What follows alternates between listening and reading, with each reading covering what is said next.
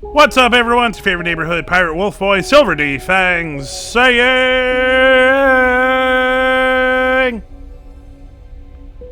happy holidays.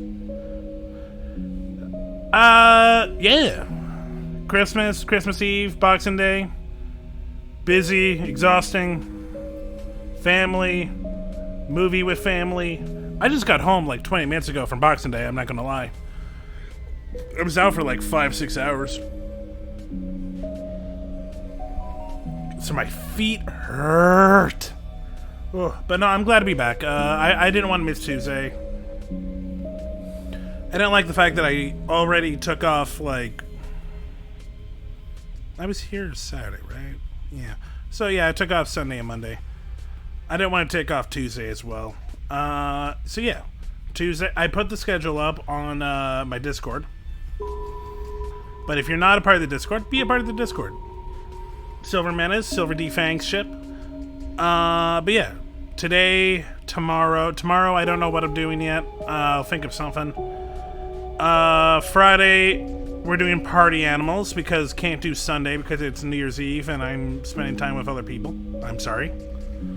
And then Saturday, I really hope I'm gonna be doing Anime Jeopardy 3. I have 2 confirms. One had to dip, so I'm looking for a third contestant. I'm waiting for one person to respond to me. If not, I'm going to open to the floodgates and hope that someone can show up short notice.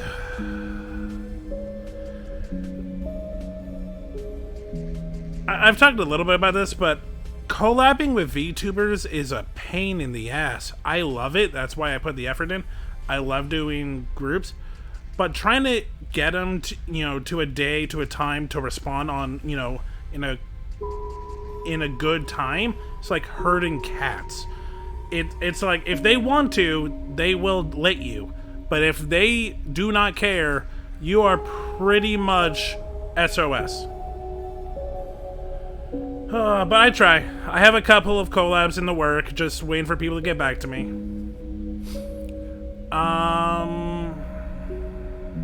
I have one that actually someone brought up, and I might help try to figure out, or hopefully he does it, and then I could just show up.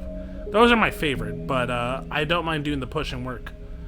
Don't want to bring it up just in case it doesn't happen, but that'll be fun. I will be terrified, but it'll be fun. What else is new? Oh, well, I should say, yeah, the movie I saw was Wonka. I don't know if anyone else didn't know this. I didn't know it was a musical. Yeah. Wonka's a musical. The music is forgettable. It all sounds very similar to each other. None of them are very memorable. The visuals are really good. I can't remember his name, but the guy who plays Wonka feels like Wonka. A lot of the acting is really well done. It's really impressive. Michael Keane Key as the chief of police is really funny and really good. Whoever plays the kid is really good. I like the story, I like the writing. I just wish it wasn't a musical. It was so forgettable. Also, Alan Tudyk as Oompa Loompa, fucking awesome. I love a charming Oompa Loompa. But yeah, not in my top 10 of movies that came out this year that I've seen, but it's enjoyable. I actually did make that list, and there are some like big movies that people have been raving about I haven't seen, and I got a couple of movies that people are like, really, that's in your top 10? I have Blue Beetle. Sitting down, I actually like Blue Beetle more than I thought. I still have issues with the villains. The villains are god awful and just like a waste of space. But I love the family. I love how Blue Beetle looks. I love the music. Oh my god. The fight scenes are really fun. Like, I will watch Blue Beetle 2 because the villains are dead. And seriously, the family is just so good. My number one is Spider-Man Across the Spider-Verse. It's a fucking amazing movie. It did something that not a lot of movies have done. make me look past the fact that it's not a complete movie. I don't like part 1s, part 2s, because it really does feel like a cop-out. It feels like you couldn't think of a good ending that is still open-ended, so you're just calling it part 1, and it's just like the biggest cliffhangers of all time. But this one was so good, I don't care the fact that it doesn't have an ending. And no, it doesn't have an ending. It's not like, oh, they found out. No, it is like all the other part 1s, leaves you blue balls, so much. But I don't care, and that is impressive. Oppenheimer's number 2. I don't remember what my third is, but Oppenheimer, like 1 and 2 are like movies that will stick with me for a long time. I'm not even fully into Oppenheimer, but how it was done, the pacing, the acting, of course, is really good, but like just the editing and the visual, like not effects, but the visuals were so poetic. Oh my god, the rally after the bomb and Oppenheimer, like just seeing the effects, fuck, that is chilling.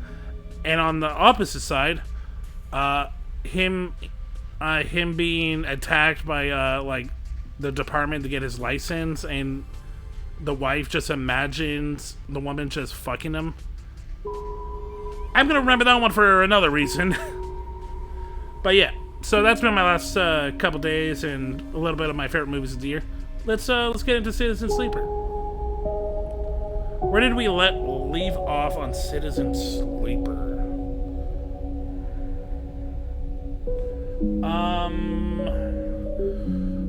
Found out a little bit more on the Yadigan side.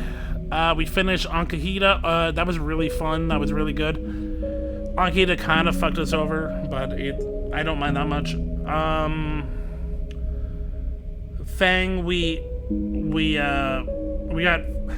got Fang pretty much ready to, take down, what's his name? Collected mushrooms.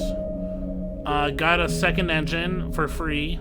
Just had to, give Castor a lot of points.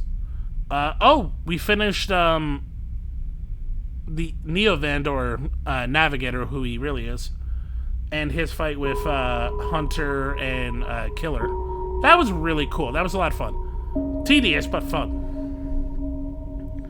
And we left off with the company Killer finding us. We did not pay Ethan's bill, so he's not going to be helping us. This is probably going to be bad.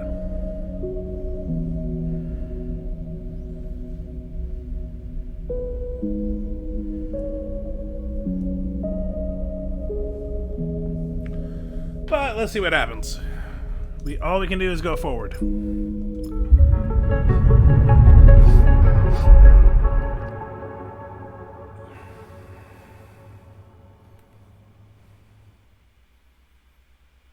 Oh, and we did a couple of gigs and became partners with Bliss.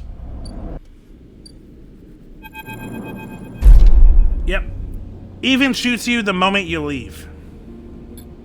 You don't even have time to react. The bullet passes directly through your leg, and your body immediately switches to emergency mode. As your senses shut down, you feel like you are slipping underwater. You stare at Ethan from a closed body, a failing system. You can't read his expression. Anger, maybe. Disgust, but not hatred. No, something other than hatred. Your eyes fall on the weapon in his hand. It isn't the gun you saw taken away in the bar. Instead, it is some snub, boxy thing, ugly and bent. Ethan sees you looking at it. He laughs.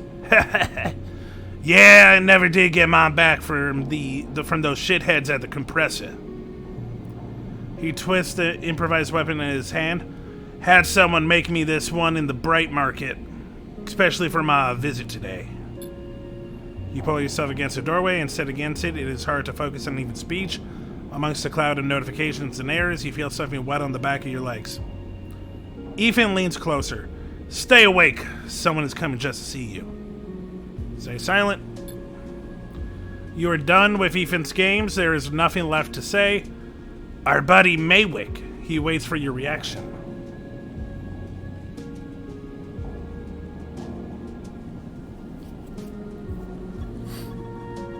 I'm just gonna say silent.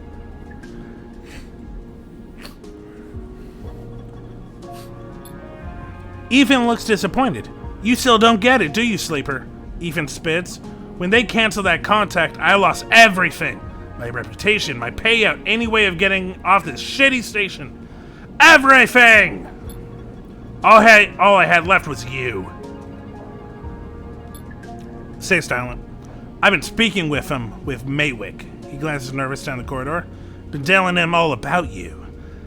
How I've been keeping my eye on you, stopping you getting away. The way I see it, he owes me for making his job so easily. For lining you up here. Basically bagged and tagged, ready to turn in alive from the maximum contract value. I'll tell him as much as when he turns up and he'll pay me my share and I can finally get off this shithole station. I like your dead. If you were capable of that, Sleeper, you would have done it long ago. Ethan glances around. I have learned one thing from you, though, Sleeper. He smiles. People never know when to cut and run. It's like they freeze in the headlights when the future's barreling down on them. They watch it coming, watch their death flying in a fraction drive speed. You had every chance, and yet you still keep on going like some idiot robot. Going through the motions even when you know you'd be crushed. He smirks. And let me tell you something else. The shot enters for his upper back, and he crumples immediately to the ground. You drop to without thinking, pressing yourself to the corridor floor like it might save you silence. Meh. He's cool, but I was expecting like a hard-boiled like detective look, trench coat, giant frame, just like a monster of a person. But no, this is cool. You look up and see him coming down the corridor, silent eyes alight, Maywick. You freeze in fear. Here it comes. He moves smoothly, his rifle trained on the static Ethan. You are frozen in fear, your damage stopping you running even if you could. He doesn't say a word, but his eyes meet yours and they are glowing. And then the tinnitus tinnitus. The tinnitus starts while white hot and impossible to escape. How is he going to do it? You clasp your hands to either side of your head in pain. Maywick lifts you, writhing out from the doorway, and lays you out in the corridor. Your whole head screams with pain, but he proceeds slowly, even gently, laying you beside Ethan. As he does, you feel it pressing into your stomach, Ethan's improvised gun. Though the haze of pain, you manage to curl your fingers around it. Maywick is close, so close, you feel him run some tool, some scanner along your back. You grip the gun hard as the pain flares, inching your finger over the trigger. Maywick grabs your shoulder and searches your neck for some mark or serial number. Sorry, I got to scratch my nose. And then his hand is on your shoulder, then he is flipping you over to face him, and in that moment you see a flash of surprise in his eyes as they fall on the gun. The gun explodes in your hand, the blast whiting out Maywick, whiting out everything. All you see are the wheeling stars. They are spinning and you are suddenly dizzy, though the eye has always spun like this, hasn't it? Funny. You hear voices, shouts, but somehow your eyes are still on the spinning stars going round and round in the circles. In their shakers. Look at those shakers. Spinning around. You know how this works, as long as you keep your eye on the stars. Sorry, fuck, I'm so burpy.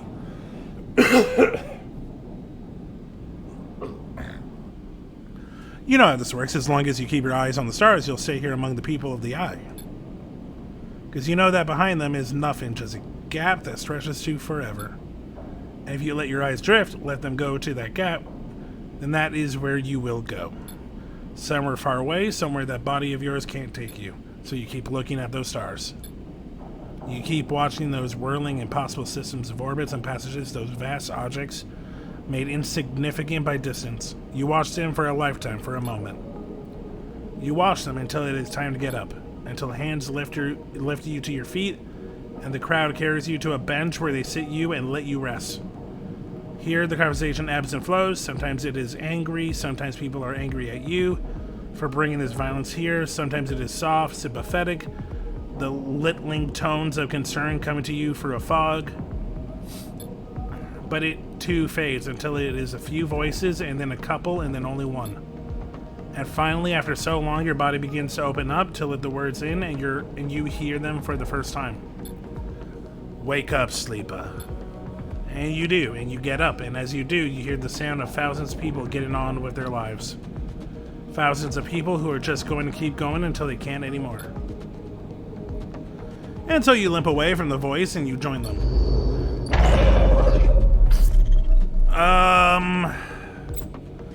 Okay, tutorial breakdown. Your condition has reached 0 and you have suffered a breakdown. One of your skills is broken. It will be locked to -1 and all perks disabled. It can be fixed with 1 upgrade. After you rest, your body will recover some condition, but your skill will remain broken until it is fixed. Okay.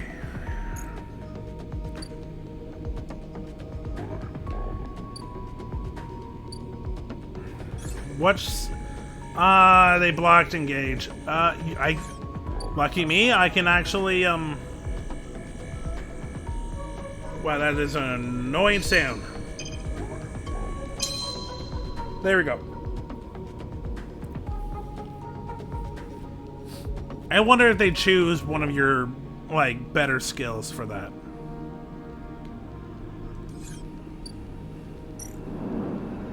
Oh, that's the wrong one. There we go.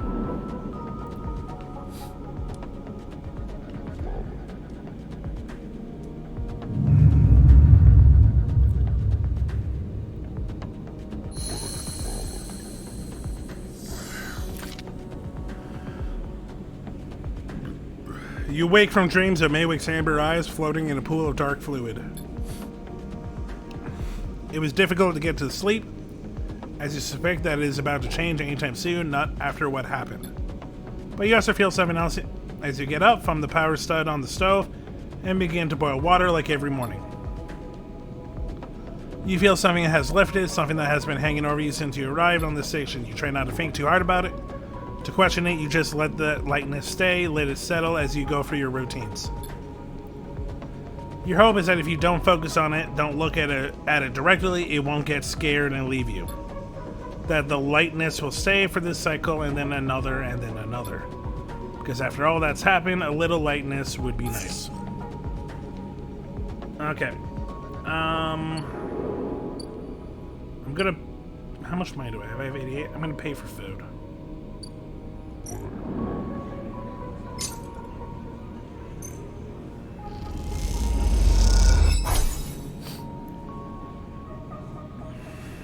Okay.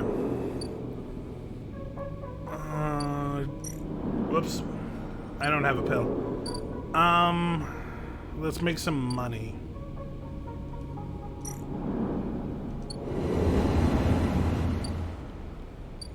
Oh, wait, is there anything else going on? It doesn't look like it.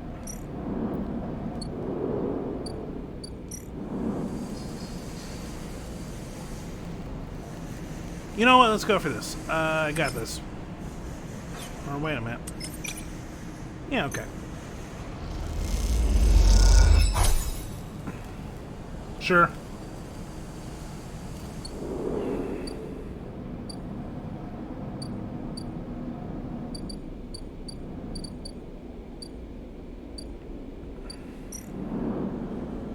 $64? Okay.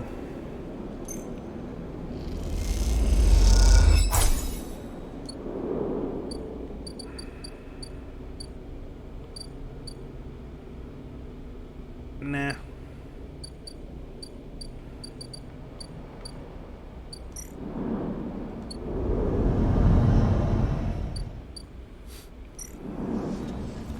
Okay, let's work the stacks.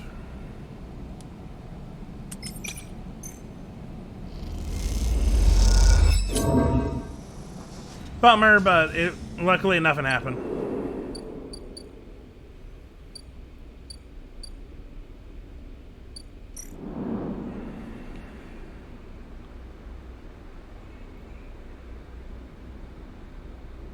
I'm tempted, but not right now. I can do it next time. Nice.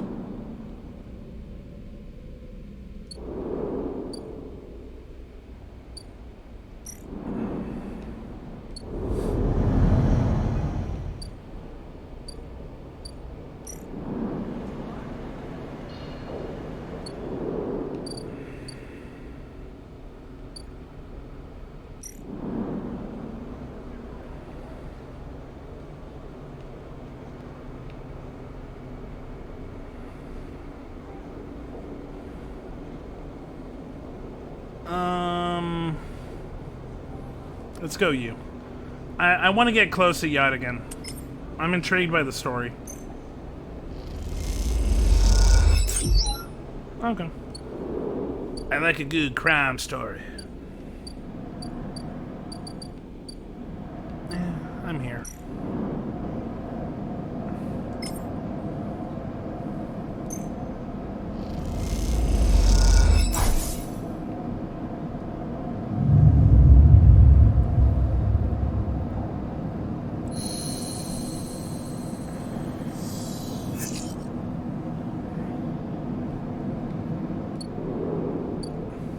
You know what? Let's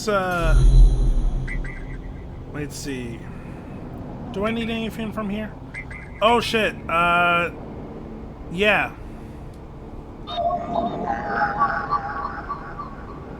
Not what I meant to do.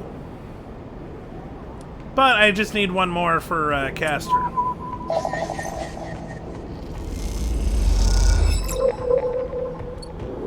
Okay, we can do Caster, but what I just remembered Fang and the Ripper Worms. We can do that tonight. God, I feel so fucking nasally.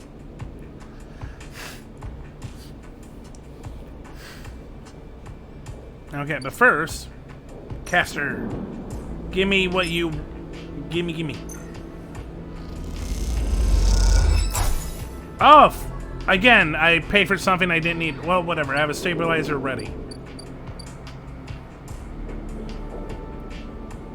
Okay, let's go back here.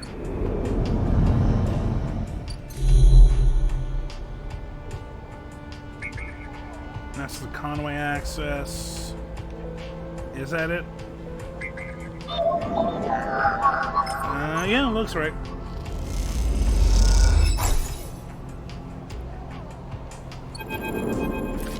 The cloud, as you saw the worm, a Fred jumps up out of the facility, it unspools in front of you, releasing its data like ink and water. Sleeper! Fang's voice crackles through. Moving in. Nodes, then ports, a whir of interface. Slot the worms. Time assaults now. Stay safe. The Fred dissipates. You are on your own now.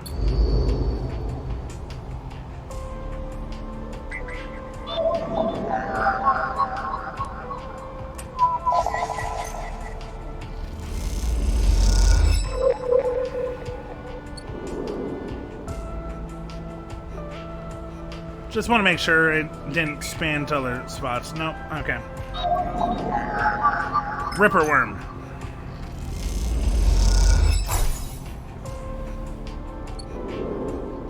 Okay. Now we got two.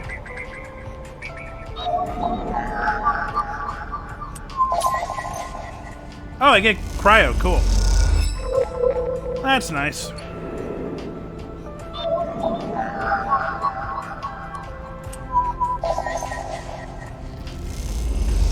I'm kind of wasting the day, but at the same time, like, this is timed.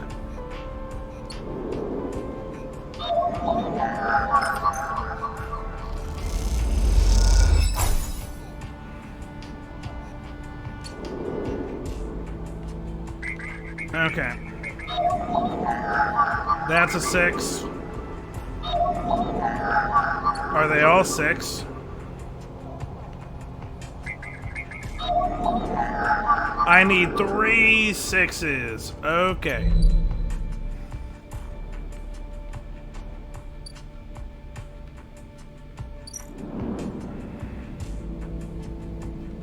I don't have anchor roll. Okay. Did he say how long it is?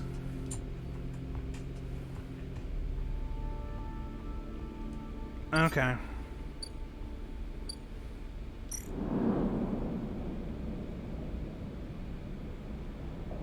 Okay, I got a couple of turns.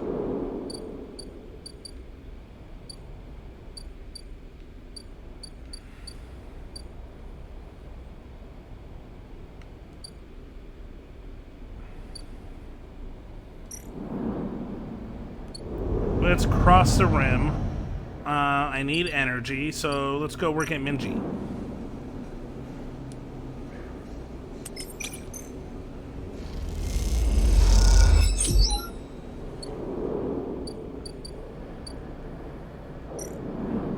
And now we go to sleep.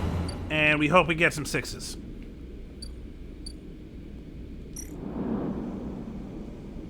No. Complete active scene. Oh, there's an active scene. Okay. I didn't see one. Oh, Emphas. Emphas is preparing the Gorilla caps. He has had to heavily adapt this recipe, he says, but the smell is already incredible. It emanates from a strange purplish-white bulb you have never seen before. Oh, I forgot. I gave Emphas his mushrooms. He is slicing it finely. He brushes and slices the mushrooms and then places them in the wok with the sliced bulb and the oil. They caramelize there in that well-worn crucible. He adds liquids, transparent and opaque, and then turns down the heat. A sprinkle of leaves is the final touch. We have a moment, Sleepo, he smiles. Do you have a story? Do you have a story? We have a moment, Sleeper. Do you have a story? Sometimes the scent of the food gives you a feeling of nostalgia, something distant and melancholic. Fuck me. It seems like the story should match that feeling somehow, and maybe you will feel better for telling it. Yeah, you know what? Fuck it. Recall your oldest memory. You started by explaining when you are emulated from a person, many of your memories are left behind. Perhaps it is an intentional part of the process, a way of keeping sleepers ignorant and malleable. Or perhaps it is a side effect of the imperfect emulation. You admit that you don't really know. What you do know is that some memories survive, and that on occasion they come back to you like shadows passing overhead. You detail one recurring memory, which, despite returning to you with enough regularity for you to think it familiar, always fades as quickly as it arrives. You struggle to explain the feeling of being whole for a moment, then comes with this memory, and then how that wholeness slips away to leave you feeling like you have forgotten something important, but just can't bring it to mind. Emphas nods throughout, cooking as he does with deft and skillful movements. You start to trail off when you realize you can't find the words to explain how the memories you do have feel like both yours and someone else's at the same time, and how that always fills you with a certain sadness. Sadness of remaining forever unknown, even to yourself. Emphas finishes cooking and meets your eye. I'm so sorry, Sleeper, for your troubles. He puts the wok to one side. I appreciate you sharing with me, he smiles. I hope it lightens you a little. He passes you a bowl and heaps the gorillas into it, their yellow color mixing with the pale sauce and whirls and blooms. Eat! The dish is delicious, filling its warmth as you eat in a way you weren't even sure your body could be warmed. It is a small mercy, you think, that SNR left you this pleasure. Many of the features of frames are there to simulate human experience. You know that much. Emulated minds cannot be rewired, so their need for embodied experience must be met. That is why you breathe even when you do not need air. Without that stimulation, the sensation of drowning would be unbearable. Food serves another purpose. Your frame is able to metabolize it to produce energy from the raw material. Vitamins and minerals are access, of course. Your frame only needs raw power, so much is wasted, and yet, while you eat this food and feel that warmth, nothing feels wasted. It all means something to you. As you finish, Emphas takes a bowl, the last of his cleaning. He smiles at you, and neither of you feel the need to say anything more. Instead, you simply exchange nods and walk your separate ways back into the bright market, somehow changed. Yay! Good story. Mazutaki broth. Okay, okay. I got one.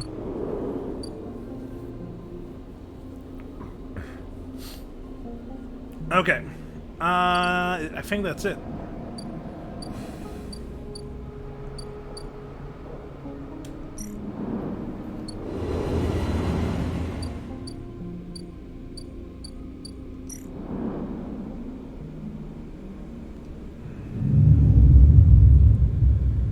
Okay.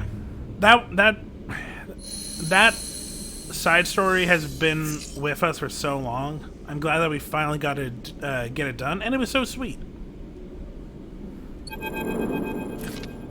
Moritz. Sleeper. Moritz is leaning against the corridor wall.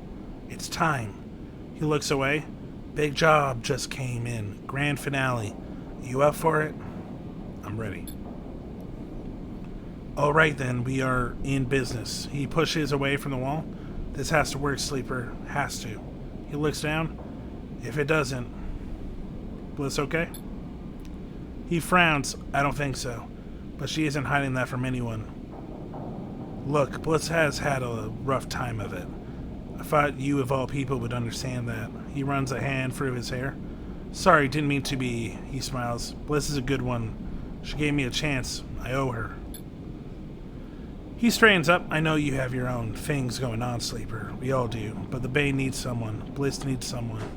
Hell, I need someone to help me keep Bliss from spinning out completely. He scratches the side of his head. Otherwise, there's not much I can do. He shakes his head, and I would hate not to pay back my debts. Mord stretches. I've got to get back. He nods and walks away. I'm out. See you up there. Aw, they're a cute team. Okay.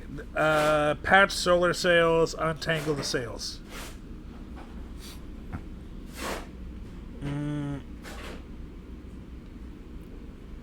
Let's see, negative solar windows, select the launch window. Oh, okay, so that's just a time thing. Untangle the sails. We get more done for rigging and ready. Why would I want to do this? Yeah, let's just do this. Well, that's not great.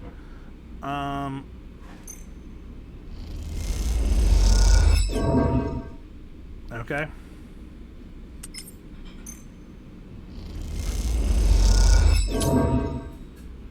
Okay. Right now, I'm not losing anything. Okay. I got 15 cryo. Let's try a 5.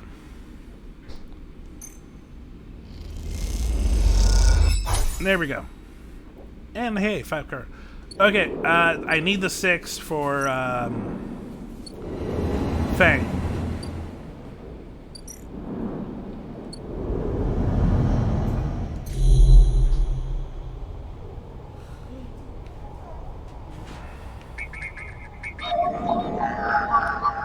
Wait, what? I thought it was a 6. Okay, it's 2 6s and 1 5. Okay.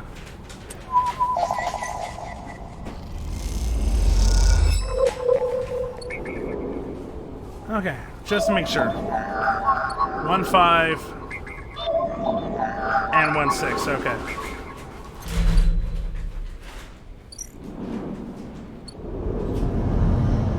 I hope we're making good time.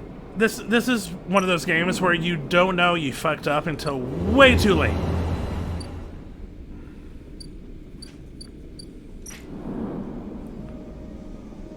I don't need to use the stabilizer.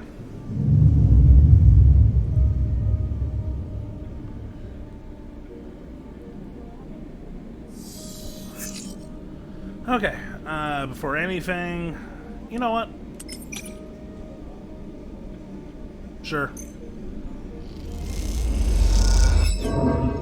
Yeah, whatever, that's enough. Now I just have to buy food. And boom, I'm back to 5. There we go. It's great when you do a task and it really doesn't matter that you fail. Okay. Oh, I don't have a +1. No. Sorry, this one. Fuck. Yeah. Problem is, this is a danger. If I fail, it's really bad. Also, I don't get enough rig.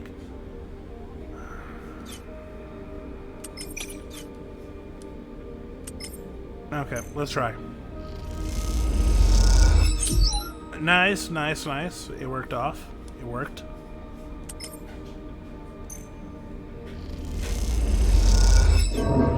Bummer.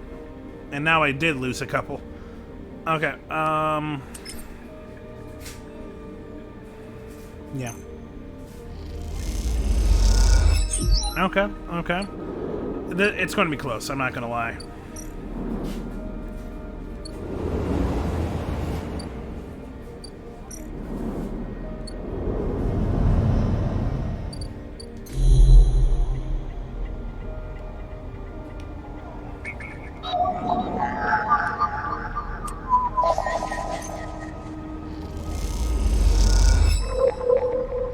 Now we just need a 6.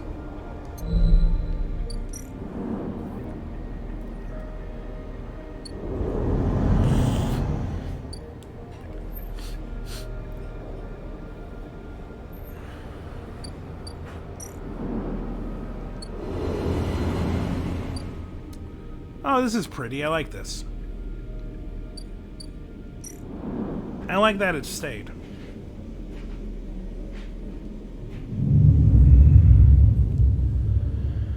Okay, we need it. We need some 6s.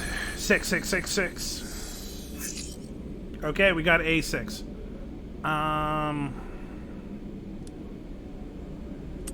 Yeah, why not?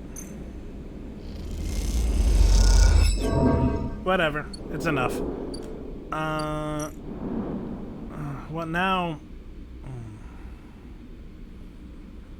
Okay, I'm gonna use the 3. Don't be a negative. Okay, good. Reason I did that is the minus for this would be energy, which I can handle, even though it's 3. Where this, if I failed, I would go backwards, and I can't really handle right now. Okay. Not with the time limit.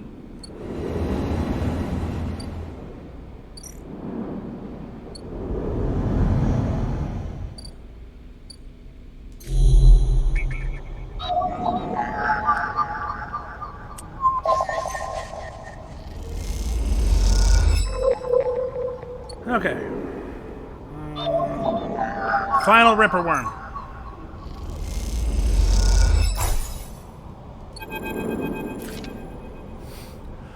A thread from the facility cuts through the cloud like a hairline crack of light. That's it. The final layer of security broken. Somewhere buried in the depths of the station, Fang is in control. He is slicing into the camera control circuits and piping out the results. The thread flickers and unravels into an image, a scene, 2 figures in a room, one sat, the other pacing.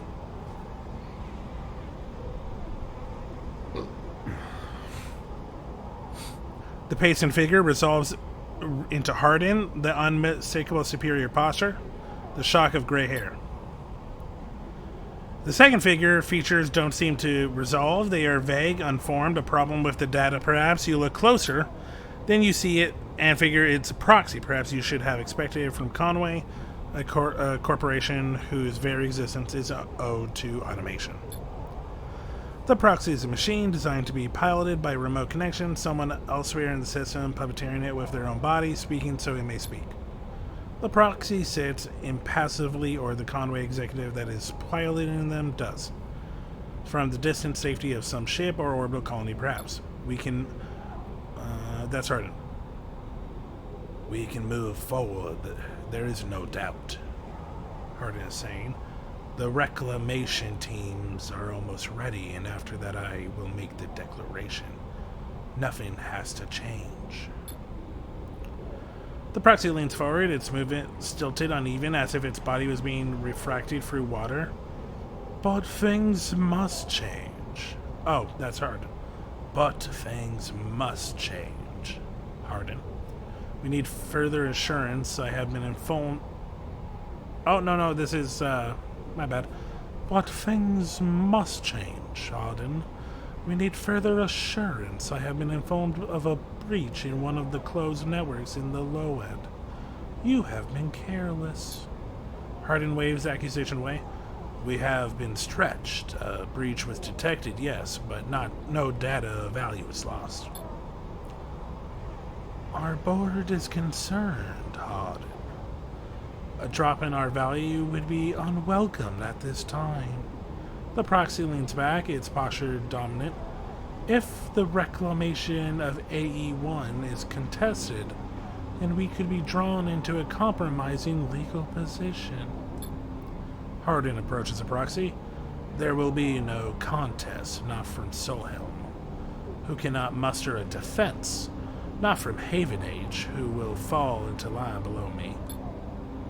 He crouches in front of the seated figure, eye to eye, and the people of the station, refugees, gangs, spaces, all either opportunists or degenerates.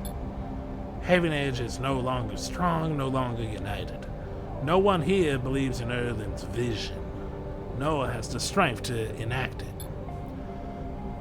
I sat across from him at the negotiating table. He was forceful, eager, weakened by his ideologic convictions perhaps, but a great man nonetheless. This place no longer deserves to bear his name. The eye is crippled, it cannot survive. It is a ruin filled with squatters and outlaws. They will be lucky if it still spins in 100 cycles. You will move forward with the reclamation, because otherwise you will lose your advantage in the system. Without your advantage, you will lose claims on the remaining palladium. Without the palladium, your factories will go dark. He pauses. Do I need to continue? One moment, comes the response from the proxy, and its head drops to his chest. Hardin steps back and paces once more, awaiting the discussion taking place elsewhere in the system. You watch Hardin as he paces, as he considers his future, what goes on within a mind like that. In the mind of a man who would burn all those around him for a path to some imagined golden end. The proxy lifts its head. We are happy to proceed. We will legally claim the station formerly known as Solhelm AE1 as salvage within 6 cycles. Havenage is to assist with the transport of the illegal residents to Conway housing and labor facilities. The proxy juggers to its feet. Conway will also claim 70% of the raw output of the reclamation process, after losses have been accounted for. Hardin nods. I accept. The proxy reaches out to shake his hand like a marionette, and then the recording loops. You watch it play out a second time, gripped by a horrified fascination. There is a bluntness to the conversation, so it's blatant disregard for humans as anything other than objects. Things to be moved, to be used, to be fed into structures, crushed in losses, accounted for in the cells of tables, the margins of ledgers. You realize now that you are no different than anyone else in the station, in the eyes of the people in that room, and those like them. Each body here can be recast as a piece of property, a tool, an expense, or an acceptable loss. In one moment, they could be named a citizen, celebrated, protected, and in another, the very idea of citizenship could be used against them. This is what it means to live in proximity to a system like this. No longer, not while the eye spins. You gather the recording, pack it into a polygon of purest light. Then you drift down into the server stock like a falling leaf and find the relay. It only takes a second to place that polygon of data, that recording, into the relay system, Fang prepared. And then you watch as it bursts out a web of threads, heading out into the black to every network device on the eye. Let them see what power makes of a man. Cool. 1 upgrade point. Icebreaker. Crack the toughest security system on the eye. Neat. Well, I like that. I hope Fang actually sticks to his promise, even though I don't know if it matters anymore. Oh, and First Mate Top showed up. Hi, baby. Oh, hi. Oh. I wanted to say that you know, she's here for you guys, but she honestly could not care. Right now, she's bumping into the mic and trying to chew on the headphone cords. I think she would rather that no one else was here but me. Oh, sorry, I just have to give the kitty some head scratches. Yeah. Yeah. Toph also had a really big holiday. She got a new scratching tree. She loves it. Her old one was a little small for her. We got it back when she was a kitten. Now this one is like double the size. Oh. Okay. Okay, now she in resty mode. Resty mode. Oh. Lickies? Yeah, now she's licking my hand. Hi, baby. Okay. I won't scratch there. Scratch her chin and she's like, nope. Okay. You might hear me go ow in a second because she might try to grab my arm.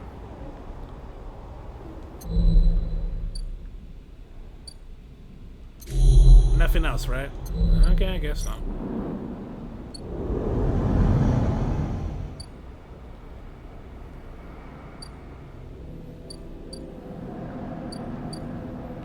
I'm a little surprised Fang hasn't gone back. Well, it says right there, wait for Fang's return. Okay. Yeah, Fang's Fang. Okay, I gotta wait 2 cycles.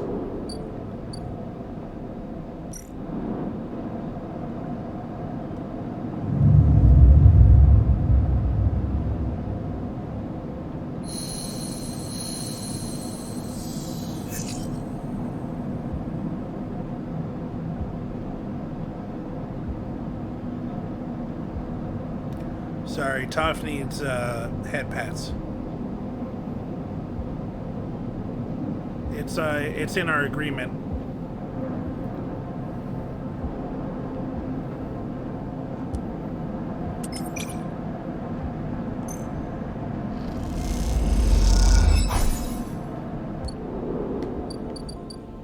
Okay, now to try to make this on time.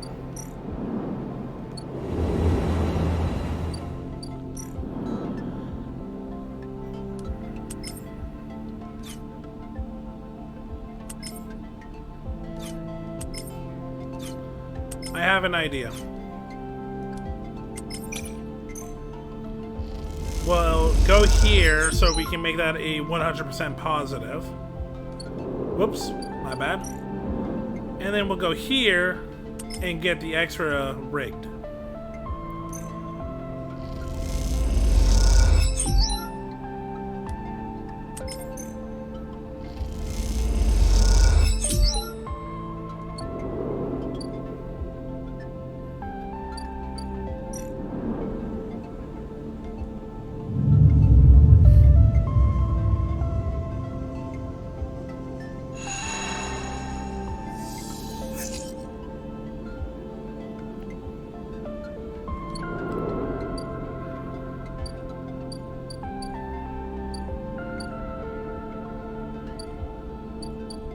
Okay.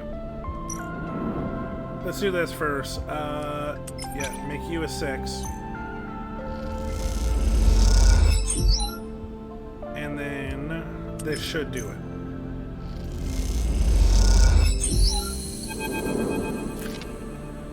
The atmosphere in the airlock is euphoric. You and Blitz keep grinning at each other like idiots, exhausted, blinded, sore, and aching idiots. Sleeper, that was incredible. She punches you on the arm. I never thought we were going to make it. Those idiots tangled the whole thing up like nothing I've ever seen. We make a good team. Blitz smiles, a winning smile. As the lock's inner door clunks open, Moritz gives a rare whoop. He looks exhausted too, and for good reason. Moritz has been the one ferrying tools and parts back and forth from the ship. His tired smile tells you he's glad it's done. Sleeper, Bliss, he shakes his head. Impressive. When I saw that ship come in, I thought there was no way. Why, thank you, Moritz, she winks. for believing in us. Morris rolls his eyes. You know what I mean. Take the compliment. He shoulders some of the gear that came back in with you and Bliss and heads to the racks to stow it. Bliss turns to you. I think you should be the one to do the honors. She nods to the ragged-looking console that Morris assembled. I don't want to jinx it, she smiles, but you can see she's genuinely nervous. Check the console. You glide over the console and check the screen. It takes a second to see what you're doing through the flickering, cracked display, but after a moment, you see the accounts. And there it is, almost 1,000 cryo sat in the base transfer account.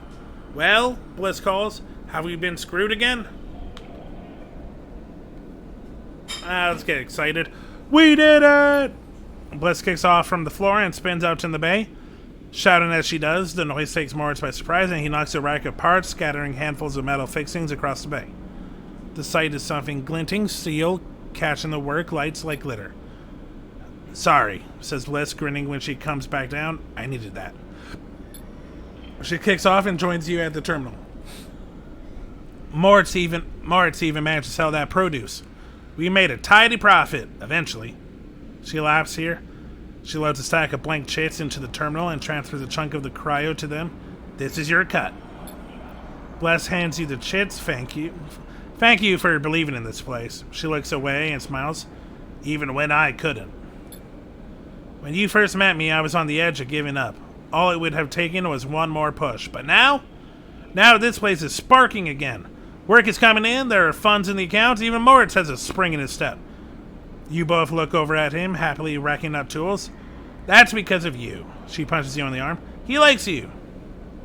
He's a good kid. He isn't bad, is he? She leans closer. You know he came here looking to rob the place. I gave him a job instead.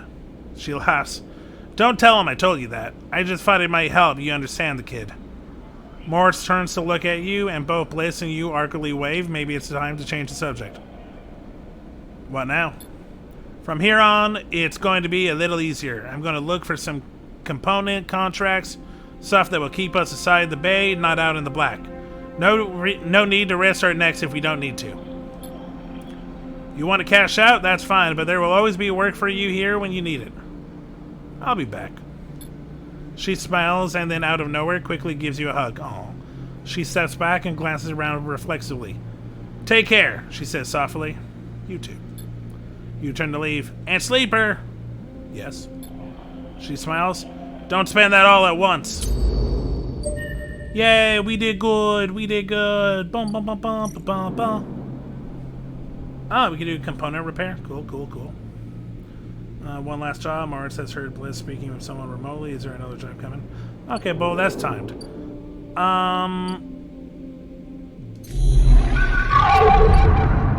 I'm sorry, what? That's a hunter. The hunter is out? Oh, crap. Well, that's for me to deal with later.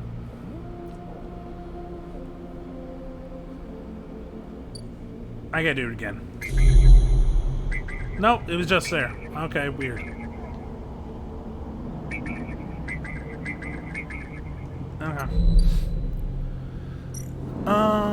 It's dangerous. Oh, we can do Fang? Cool. Give me a second.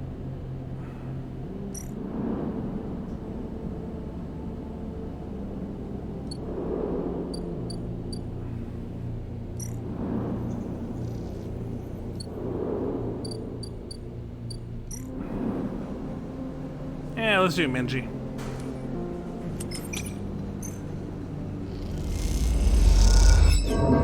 That's fine. Again, I love safe missions. There we go. Okay, let's talk to Fang.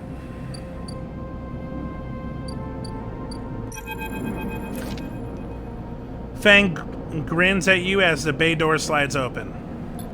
Above is the rest of the building. People are busy, frightened.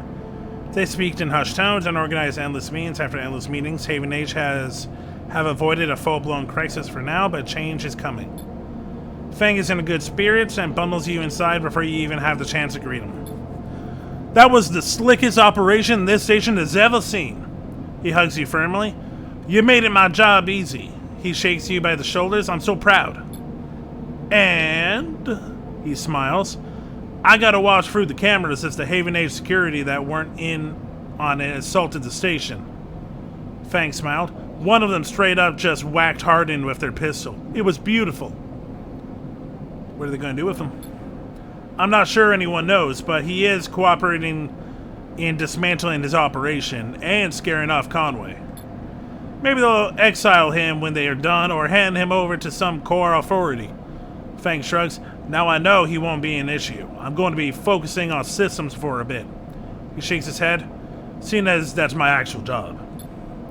He points to the ceiling. The peoples upstairs weren't so happy, though. They've been fielding questions about the state of the eye right and left since the recordings got out. People are scared. I'm not surprised. Yeah, this whole thing hasn't won me many fans in the administration. But I think in the end they'll agree that outing Hardin was worth it, whatever the method. He touches a stack of hardware. The eye is old and it was never meant to run like this. The master control points that Erlin and Haven Age installed, they keep it spinning from the rim. That isn't ideal. But if you're asking me if the eye will stop spinning next cycle, nah. He smiles. And me and a ton of other skilled people were working to stop it happening in the cycles after that. Hardin's problem was that he didn't believe in the people. He believed in systems and their ability to shape the world around them. Fang squeezes your shoulder. But as far as I'm concerned, people should be the ones running the systems, not the other way around. You dig? Anyway, Fang raps on the side of his terminal. I know you didn't come down here for a lecture. My tracker. I haven't forgotten. He produced a thumbnail drive. I managed to finish that code solution I showed you. It's a modified Ripper worm, one made to deactivate the tracker of yours. But in the time since I got back, I added something extra. That tracker of yours doesn't just show SNOP where you are, it can transmit data about the state of your body, your current condition. My worm won't just deactivate it, it'll edit that data to tell SNOP your body is irreparably damaged. DNR do not retrieve. He grins widely. Pretty smart, right? That's perfect. Just slotted already. You take the drive and hold it in your hand. Then you close your eyes and open up your access ports. Take down your defenses. The worm immediately enters your closed network. It whips through it, making things with it as it goes. The moment they are gone, you forget they were ever there. They just blink out of existence. A second later, it is done. You open your eyes. How do you feel? Asked Fang, a little nervous.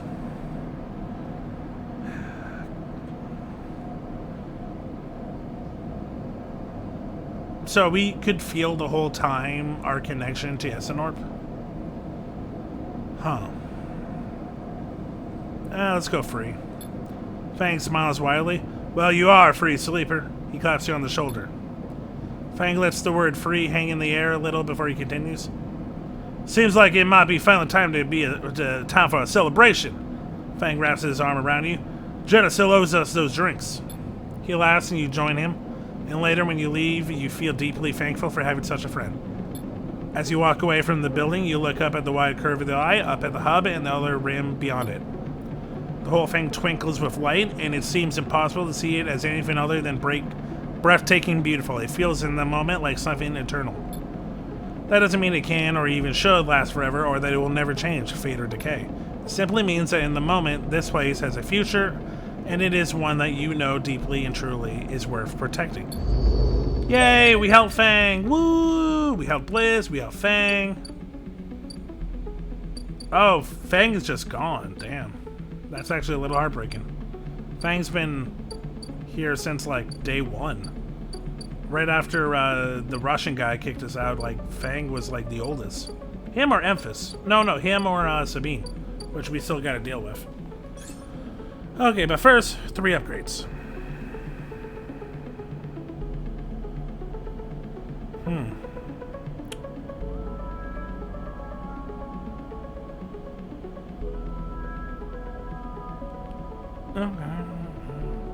You know what? Let's get this instant karma.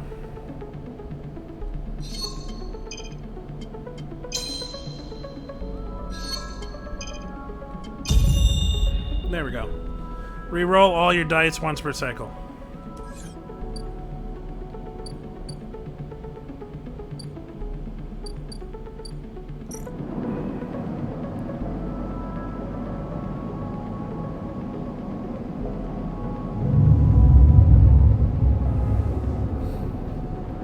Not bad, not bad.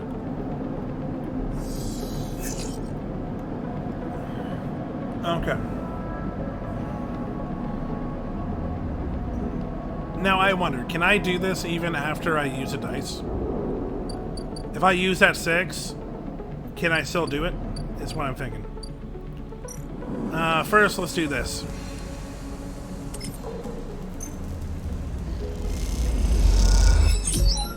Okay.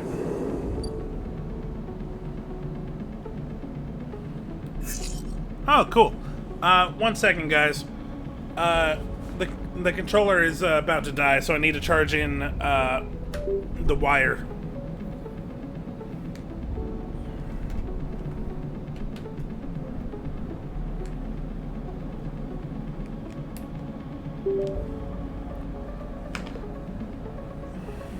Okay.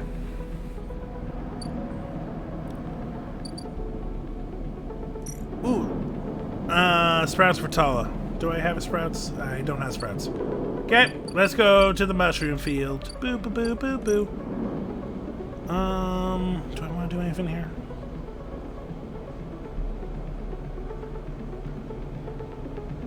You know what? Yeah, I can use the energy.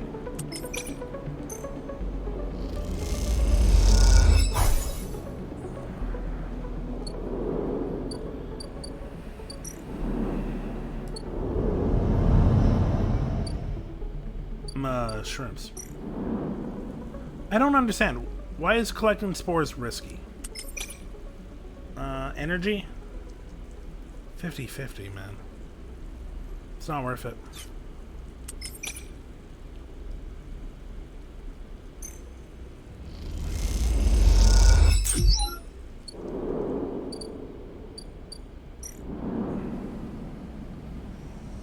Safe.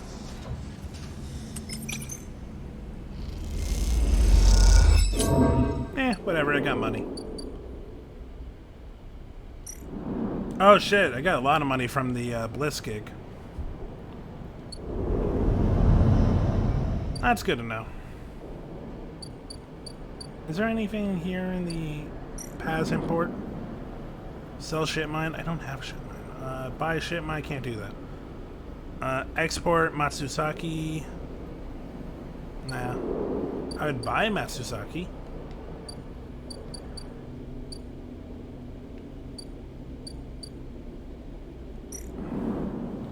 You know what? Yeah, let's put scrap here. I forgot about this. Ooh, couldn't I actually buy scrap as well right now? Yeah. Yeah, let's buy some scrap.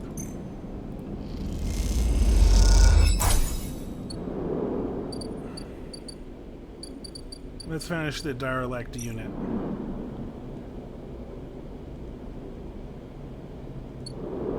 I bought scrap. What the fuck? Oh, it gave me a second engine or memory unit.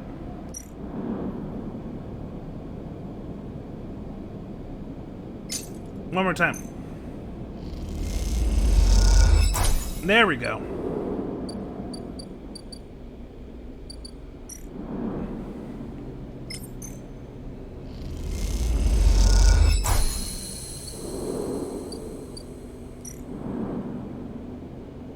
Seal unit, makeshift apartment. Yeah, cool. Okay. That's for later. What was I doing? Oh, that's right. Gonna get you spores.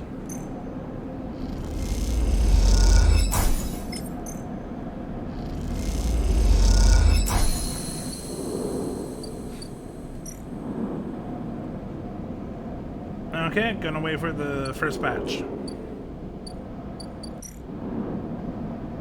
No. I could use a stabilizer, but I'm good.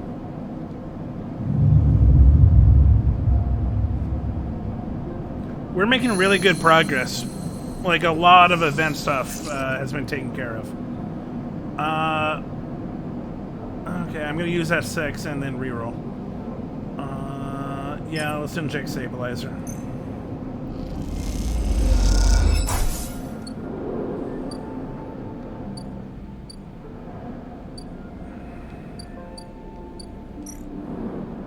Okay.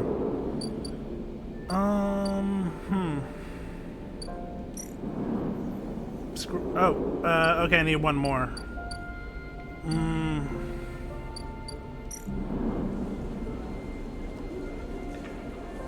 Nothing special there. I can't do anything there. Nothing right now.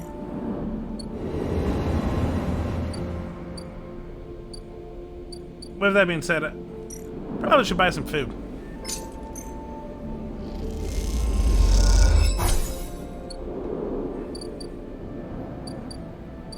Okay, let's do the sidereal haul.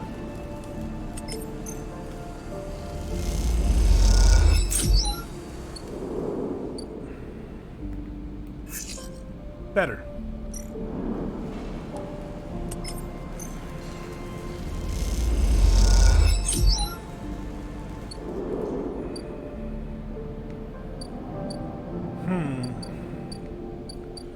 What should we use on with this 2 on?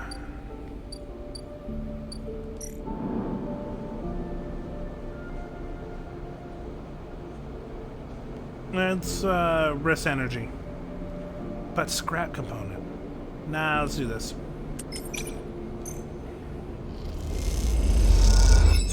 Nice. Low end. As you say your goodbyes to the other enforcers and walk back through the low end, a chirping catches your attention. In a quiet corridor away from the main thoroughfares, someone has stuck a small recorder to the wall with suit sealant tape. Written across the fluorescent tape is one word: sleeper. You peel away from the wall, and as you do, it triggers some kind of improvised trip switch. Sleeper. No. Sleeper. Sabine's voice crackles through. I have seen you with Yatagan members. Are they holding you captive now, too? I whine. I am sorry if I have dragged you into this. Do not trust them. Something is happening within the gang. Some kind of power struggle. You cover the speaker a little, their voice too loud in the quiet corridor. I will come soon. Thanks to your effort, I have located most of their properties, and at the right time. A pause. I will see you soon. Don't give up. Remember our deal. The recording cuts out. You stare at the recording, processing what you have just heard. Hearing Sabine's voice again opens up something inside of you. An SNRP employee, do they know what I know? You struggle with a mix of concern and distrust. You throw the recorder into a nearby waste chute as you leave the corridor, still unsure who to trust, and head quietly out of the low end. It's interesting. I'm curious to see where they go with it. I have a couple of ideas, but I don't want to spoil. Okay.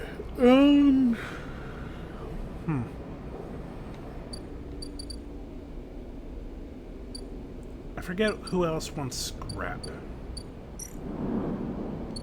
I believe someone over here wants scrap. No, the ways you can get scrap. Was it you? No, you want good rolls. Who wants scrap? Yeah, whatever.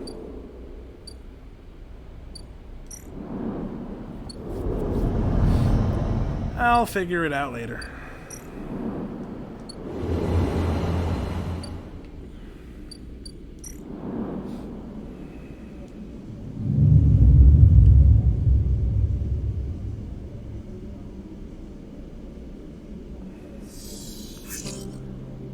Okay.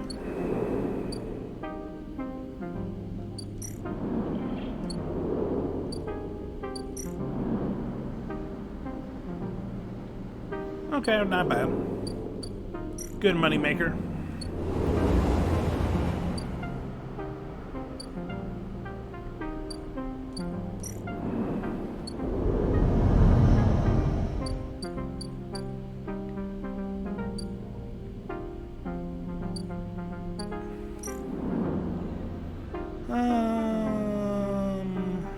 Yeah.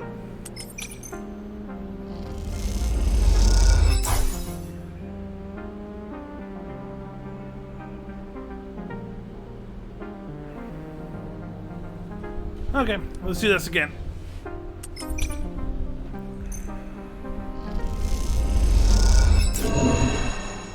Yep.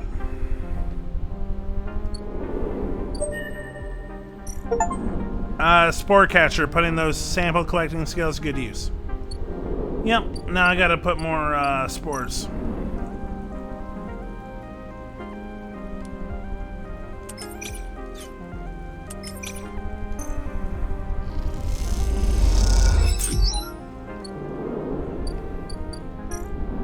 Making mushrooms.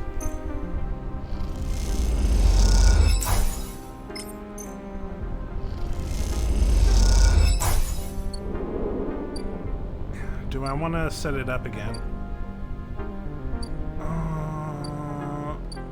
I'm going to hold off right now because I have 2 Grolls. Which is what I need for you.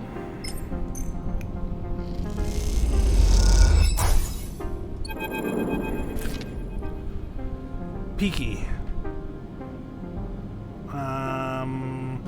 Don't remember your personality. You came! Peak smiles as you walk into the Climbing Briar's cargo hold, behind a gloomy Esh. They brought mushrooms? Esh tosses the mushroom caps onto a crate, raising her eyebrows at Peak. Peak gives her a look. Thank you, Sleeper. They pick one up and sniff at it. Are these edible?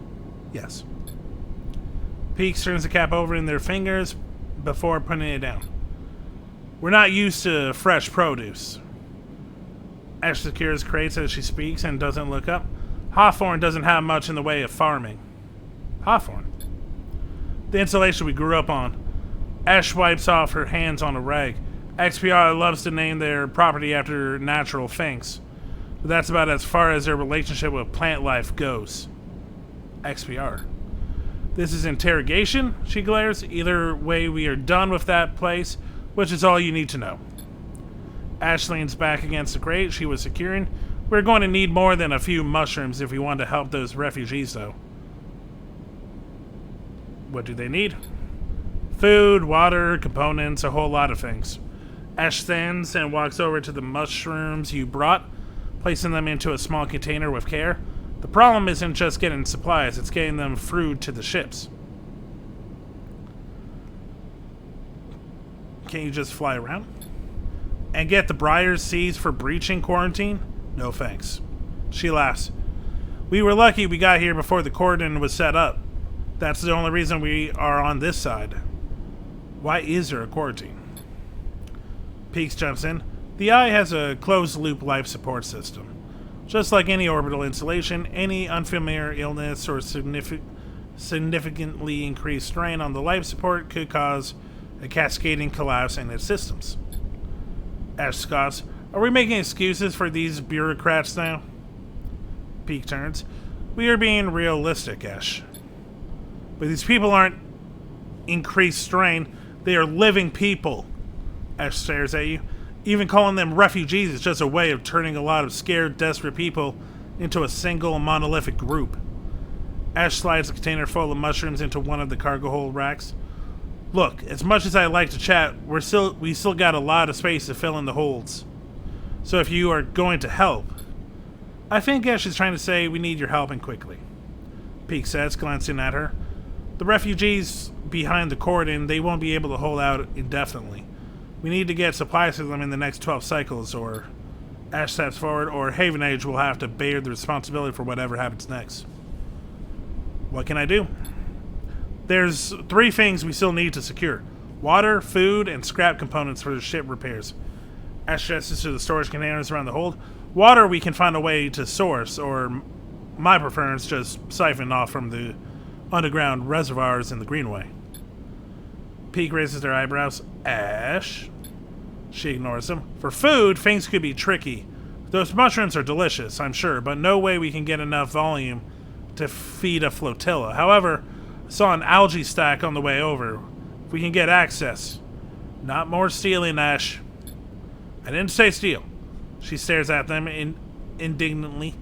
If we can get access, we can work the stack harvest some algae for the flotilla. Those stacks churn out vast quantities in short timescales. And the repair components, Peak asks tentatively. Ash smiles. Just look around you, Peak. This whole place is made of scrap. She shoots you a glance, and I'm sure the sleeper has their source. They can bring them right here. We got everything before time runs out. Perfect. We got most of it. Also good either way. In 12 cycles, I'm going to take what we have and go. But how will you get through? How will you get through? Ash shoulders the container. I thought I'd leave that up to you, Peak. They flinch. Are you serious? Ash, I know we said we would help the flotilla, but at what point? They stop, take a breath. Take this seriously, Ash. I don't know the first thing about breaching a quarantine cordon. Maybe not, she looks at you, but they might. They slipped out from an SNR facility, didn't they? Plus, they've been here longer than us. You are always trying to get me to find help. Well, here it is. She gestures at you. Help. Pete glances between the two of you. I swear to... I need to think this one through. Meet me at the cordon in a couple of cycles, Sleeper. Maybe we can figure something out. Meanwhile, Ash meets her eye, you can help me acquire the supplies discreetly. She smiles. We have to keep this quiet, keep Haven Age out of the loop. Once they got suspicious, it's over for all of us. This all certainly seems a little too real, too dangerous. You've only just found your feet on the eye. This is not a time for causing trouble. I mean, we just took down the hierarchy of one of their most important organizations, so I think we're past that point. Come find us. We'll be out there trying to pull this all together. Ash goes to the back of the hold to start packing another container. Pete, come help me. Pete glances back at her. Sleeper, look, we didn't choose this either. They lower their voice. Help us finish this. We've set up a base camp on the Broken Spoke. You're welcome to rest there in any of the cots while we work on this. They smile. We are in this together. Peek! Ash shouts, and they walk back into the hold to help with the container. As you leave the climbing briar, you look out at the broken edge of the eye's ring, where Haven Age cordon blinks with tiny red lights. What are you getting yourself into? Oh, hey, cool. We got a new home. Neat.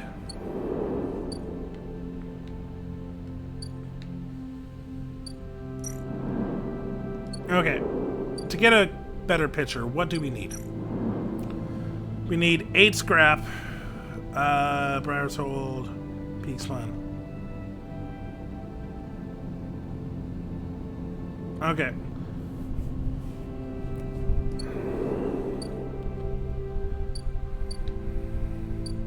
There it is. Algae stack.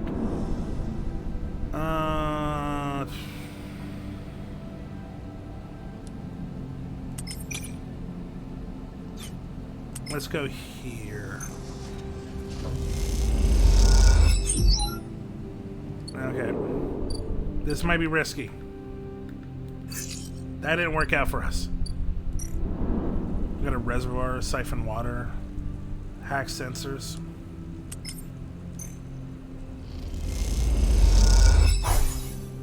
Not great.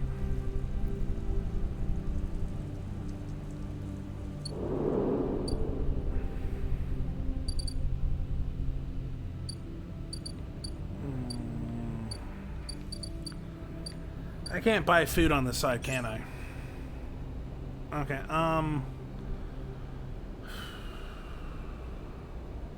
let's just get the +1. There we go. Everything is +1. There's no job that isn't a +1 now.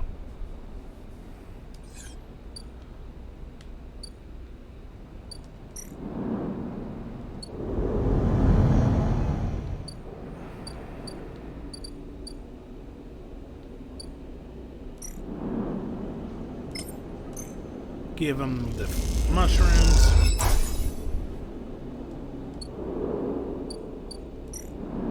Yeah, I know that's good. Oh, I can't buy food from you now? Ah, bummer. Okay, I need somewhere else to buy food.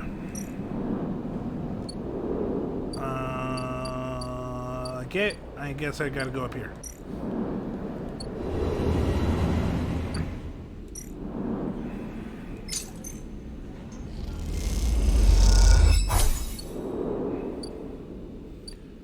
Ah, fuck it. I'm here. Okay, more progress, more stuff going on. We got another food. Still got that distillery going on, and now we got the Briar stuff going on. Trying to help the refugees.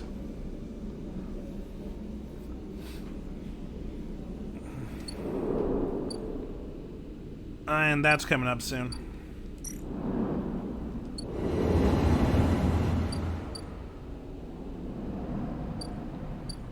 This doesn't look like it has a time limit, so I'm going to hold off on that one for now.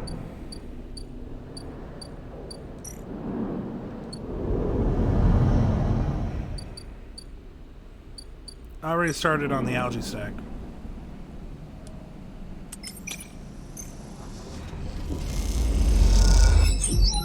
Okay, let's get it done.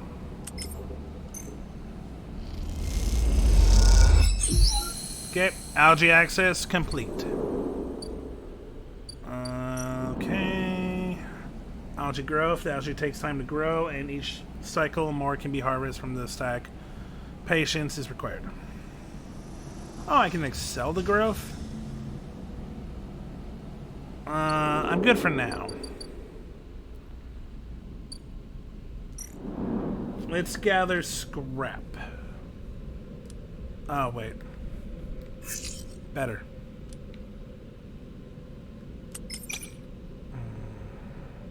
No, I'm not going to risk it. I don't need a, injured 2 condition.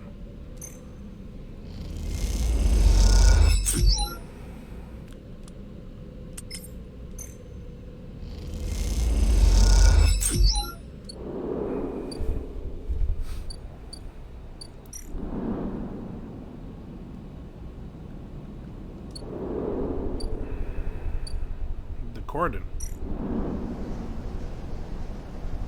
Okay.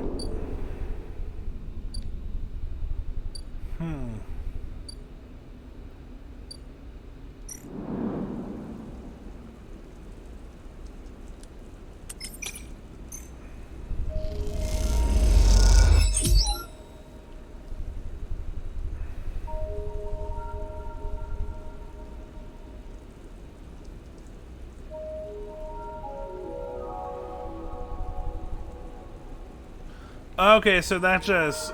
Okay, that brings down the alert. Okay, I get it.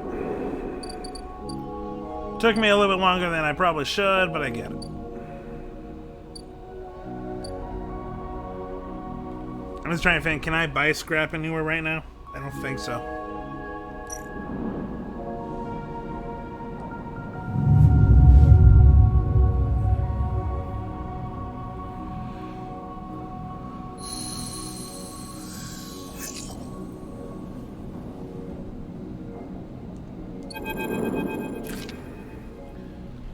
As you leave, let me try that again. Sorry, just got stuff in my eye. As you leave, you find a note pinned on the outside of the door. It reads, Sleeper, there's something you need to see. Meet me at the cordon as soon as you can. Just keep heading around the ring until you hit the flotilla. I'll be waiting. Peek. You pocket the note and glance around the corridor. It looks like you are doing this. Time to make a plan.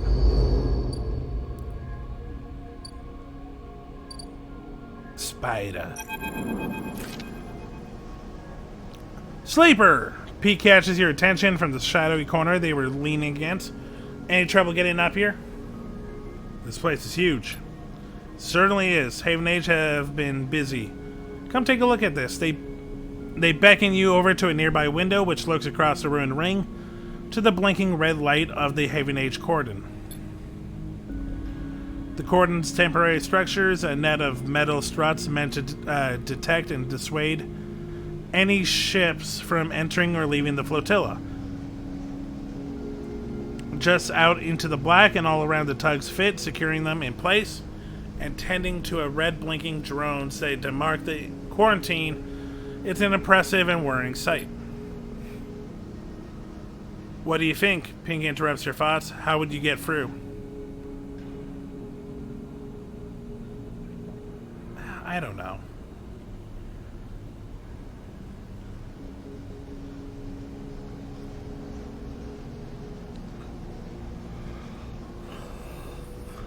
Let's go create a distraction.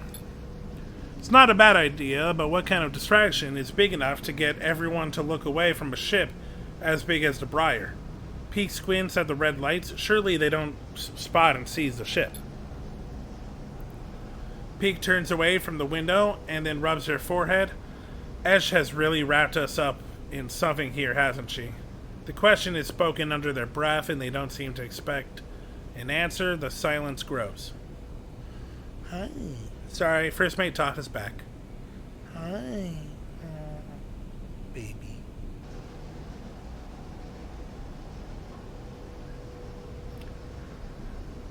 I am sorry, guys, but if you could look at her cute big eyes, or big green eyes looking at me, you would also stop and, pet her. She's very adorable. And she knows it, too. God, she gets away with murder with me. Literally, she has brought home half-eaten mice and dropped it like, the conquering hero.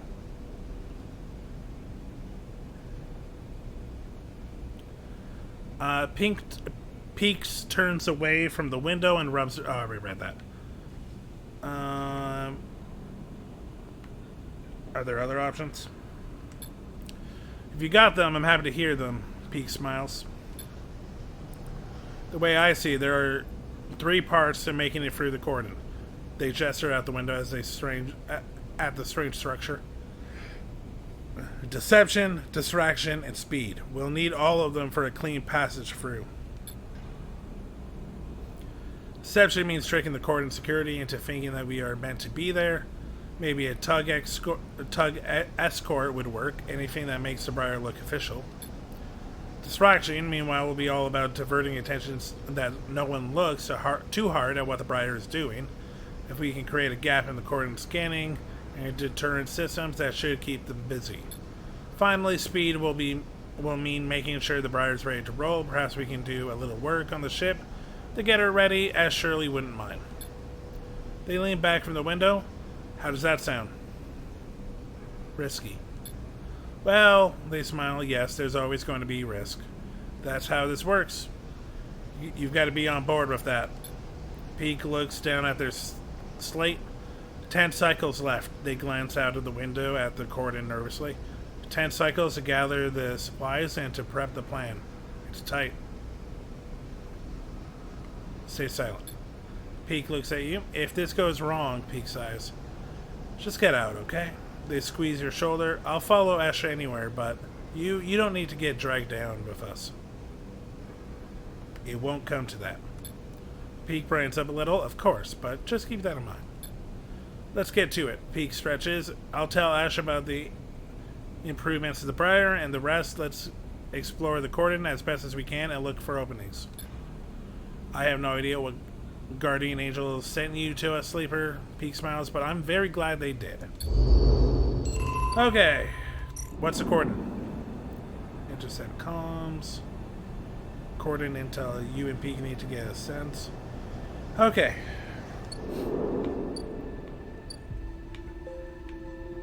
Still working on scrap. How's water going? Well, not water. How's algae going? Okay, the algae is working. I can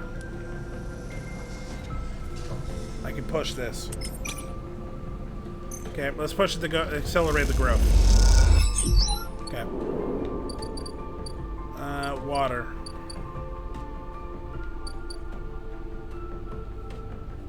Sorry, I'm doing this with one hand.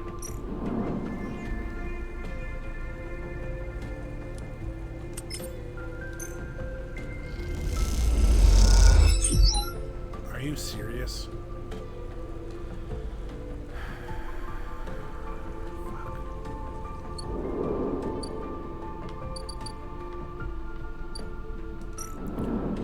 I know the idea is you should commit, but like... That's gonna take a lot.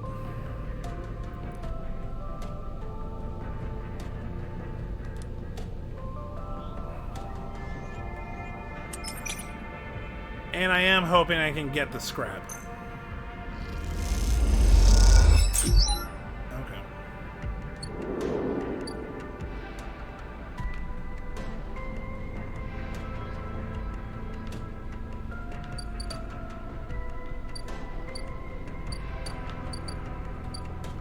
Let's see what's going on over here.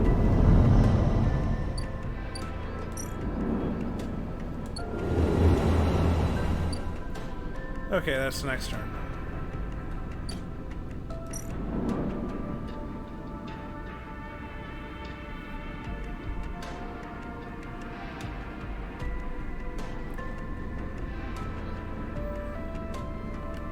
Yep, descend. Okay, anything over here?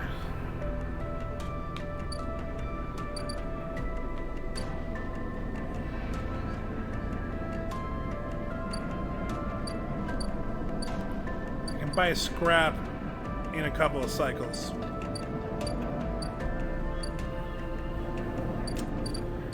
Okay.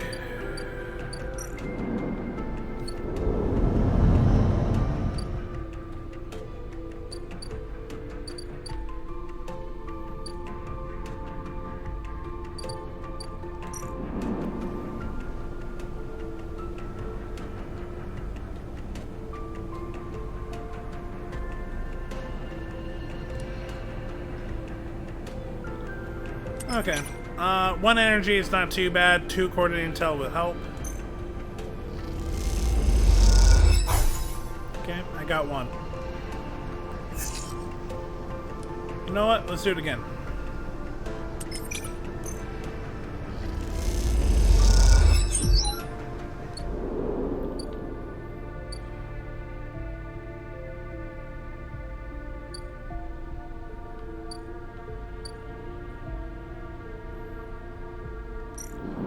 Okay, I'm good for this turn.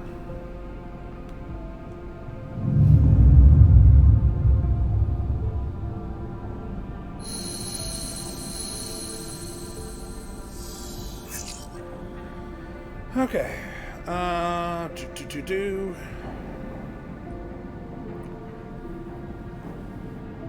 Sorry, I just had to restart my phone, so I'm just getting it back to where I need it to be.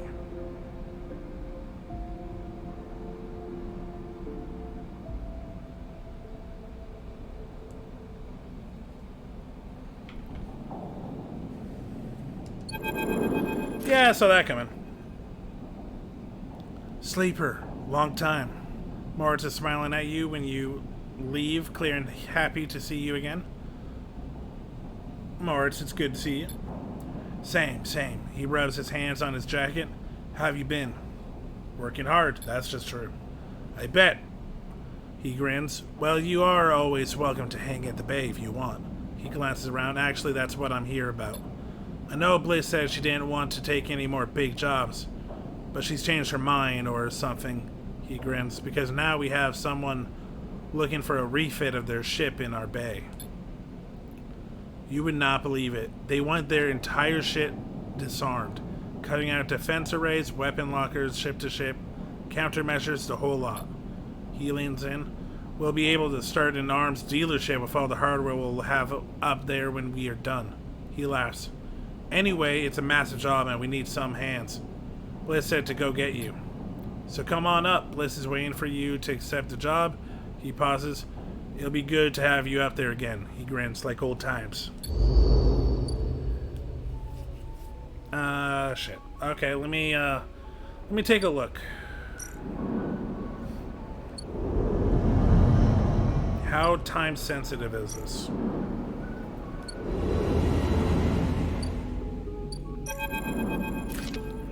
Hot dog. When you enter the bay, it is weirdly quiet. Moritz must be out at some errand, and maybe Bliss is prepping the kit. Ankahita!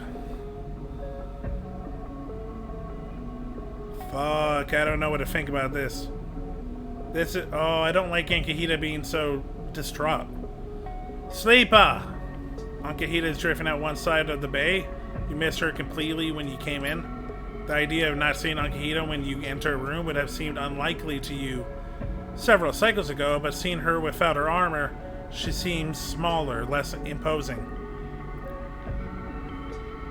Ankahita. She nods and kicks off from the wall, drifting closer. So what is this? Come to avenge Ashton or his sleeper? Or just looking for another payout? Her anger is familiar, but quieter than before, restrained. Yeah, I'll just be... Don't start. Start what? You are the only one... You are the one following me up here. She looks away, and you can tell her anger isn't directed at you in particular. It radiates off her like fire. You better be ready to sign, comes a shout from the bay entrance, because I've got my best repair tech coming up here especially, and they're going to... Bliss glides in and suddenly stops herself when she sees you and Ankahita standing off. Oh, Sleeper, you're already here. Miss Cassetta, this is the tech I was telling you about. Best on the queue. She stops, looking between the two of you. Wait, do you two know each other? You and Ankahita look at each other. We work together. Bliss squints at you both before continuing, and Bliss produces a slate. Now, Miss Cassetta, if you would like to sign our damage waiver here, we can start on the decommissioning. She looks at you. My tech here is eager to get started, as am I. Ankahita scrawls her signature across the slate. Thank you. Bliss paused. And everything is okay with the special payment terms we discussed. She gives Ankahita a strange smile. All fine, says Ankahita, giving you another hard look. Then she kicks off and drifts to the entrance. I'll be in the gimbal, she says, and leaves. Special payment terms. She looks over her glasses at you. Look, Sleeper, there's something I have to tell you. She glances around again. What is she so nervous about? This isn't exactly a typical job. Miss Cassetta, Ankahita, she gives you a knowing look, doesn't have the chits to pay us, so we've made a special agreement. She cites, I'm leaving. You're joining a mercenary crew? Don't make me laugh. Ankahita is an ex-merc. Why do you think she's getting us to remove all her ship's armaments? Amber. The ship is called Amber. Bliss gives you a funny look. There's some deep history here, huh? She holds up a hand to stop you answering.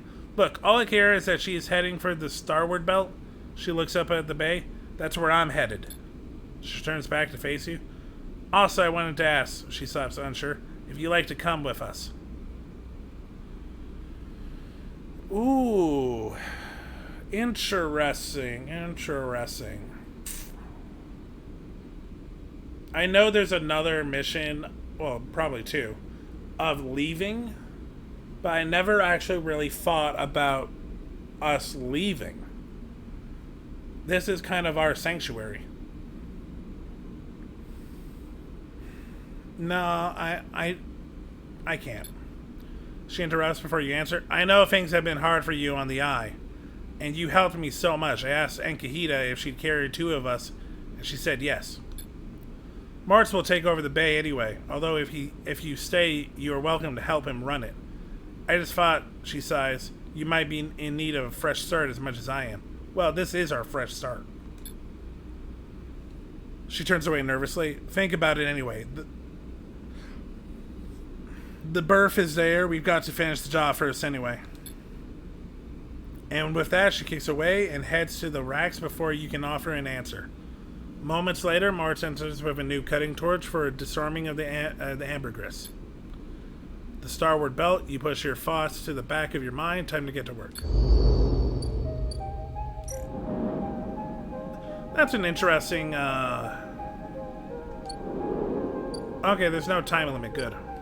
But that's an interesting combination. I never saw Ankahita and Bliss's stories mixing up. I wonder if this only happens if you complete both of them. But that's cool.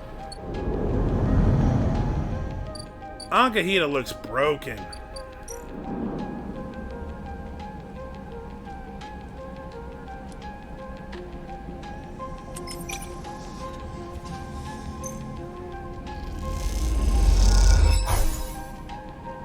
Neutral.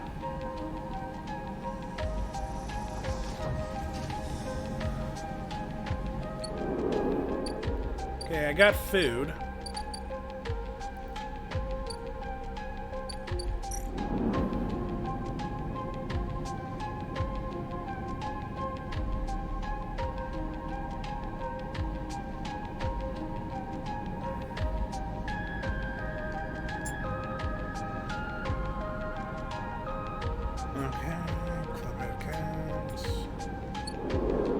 Do we not get? Is it data? No, it can't be data.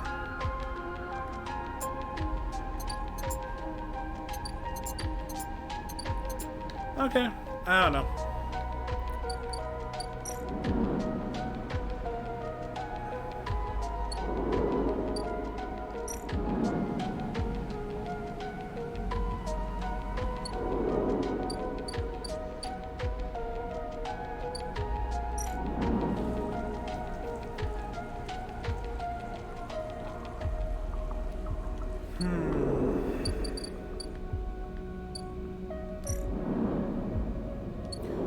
I'll be honest, I don't know what to do, man. Okay, let's see if the ship came in or is that next turn. Enfys is ready to go. It's here.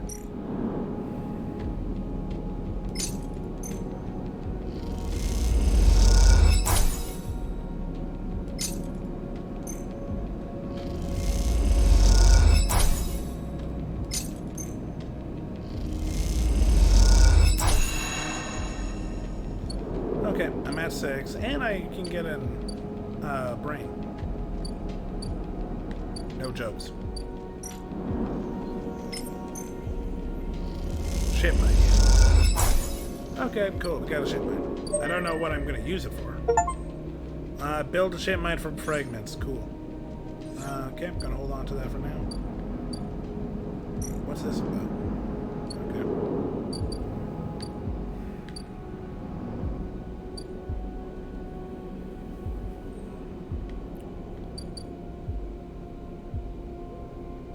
Let's talk to Enfys. Enfys is preparing the Matsutake calves. He cleans them carefully with a damp cloth before shaving the stalks as he was sharpening a pencil. His knife slides through them, revealing the bright white of the flesh within. These are good, Sleeper. No, these are good, Sleeper. Very good, he says without looking up. I bartered with Minji for some kelp too, so we can brew the dashi. You know Minji? Enfys looks up from cutting with a smile. Everyone knows Minji. Enfys slides the sliced Matsuki mushrooms to one side and takes out a closed pan. He opens the lid and you set the green wafer of kelp sitting in a bath of water. Been soaking it since last cycle, Enfys explains. Should be good to warm now. He places the pan over the burner and turns it on low. We have some time now. He wipes his hands clean and throws the cloth over his shoulder. However, there is one difference this cycle, he smiles. You have been the one providing the ingredients, so it's my turn to provide the story. Okay. Good, this story is important to me. He gestures for you to both sit on the folding stools behind the stall. You see these? Enfys runs a hand over his forearm, tracing the circular scars that mark them like perfect bite marks. Conway called it an anchored interface rig, a mechanical control device for piloting a heavy-duty extraction suit in low G. Industrial operations, we called it a bone suit. He points to a pattern of larger cycles on his shoulders. They drill in and anchor it here, then all the way down the arm. He taps each scar on the way and maps mechanical movements to the suit, exactly a one-to-one mechanical replication. You swing your arm, a 2-ton arm swings too.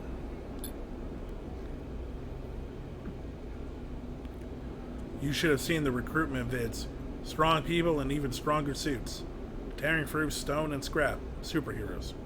Half my graduating years signed up, from company school to company shuttle. Conway from birth to death, he stares off into the distance for a moment, fighting with the memories. But the bone suits weren't good. The rate of failures was high, and failures meant arms torn off, anchors torn out, broken bones, bad stuff. So after a while, Conway discontinued them. No longer competitive, they said. He checks the broth, turning down the heat and adding the mushrooms.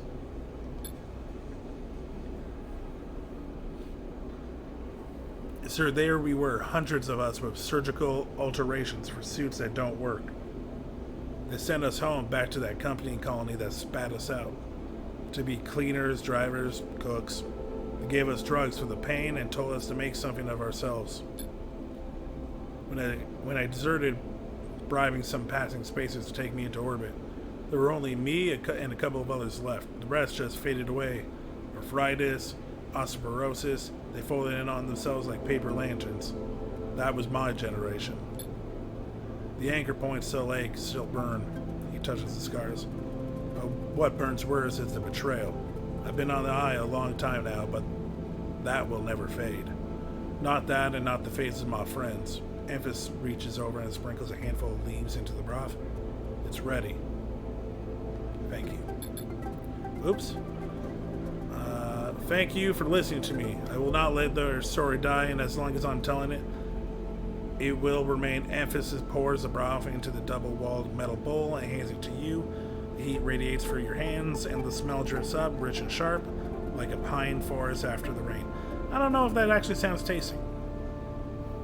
You drink the broth slowly, chewing the masutake and thinking. Emphasis busies himself with cleaning the pans in the bowl, sealing the kelp back up for another day. Then he quietly comes to sit with you while you finish your meal. Neither of you speak, preferring instead to let the story linger in the air a little longer. It's not that there's nothing to say, it is that sometimes in the moment after something speaking breaks the spell. You both idle, eager to be in each other's company. Emphasis takes a longer over his cleaning, his packing, and you savor the final dredges of broth. When you finally finish and hand him the bowl, you feel the spell break and the story leaves you both. And as you leave, you know that both of you are somehow a little more empty, and a little more full than before. Aw, man, that's a great story. Story Eater. Trade food for stories with a local. Are we done with Memphis? Yeah, it looks like it. Well, that was still really good. I'm glad we did that.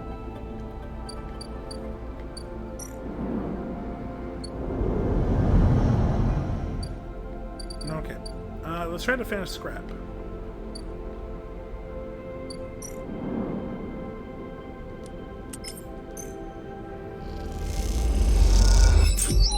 Okay, I'm going to recycle.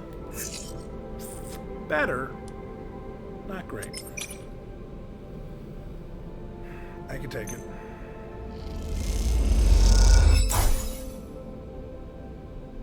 Okay. I got the 8 I need.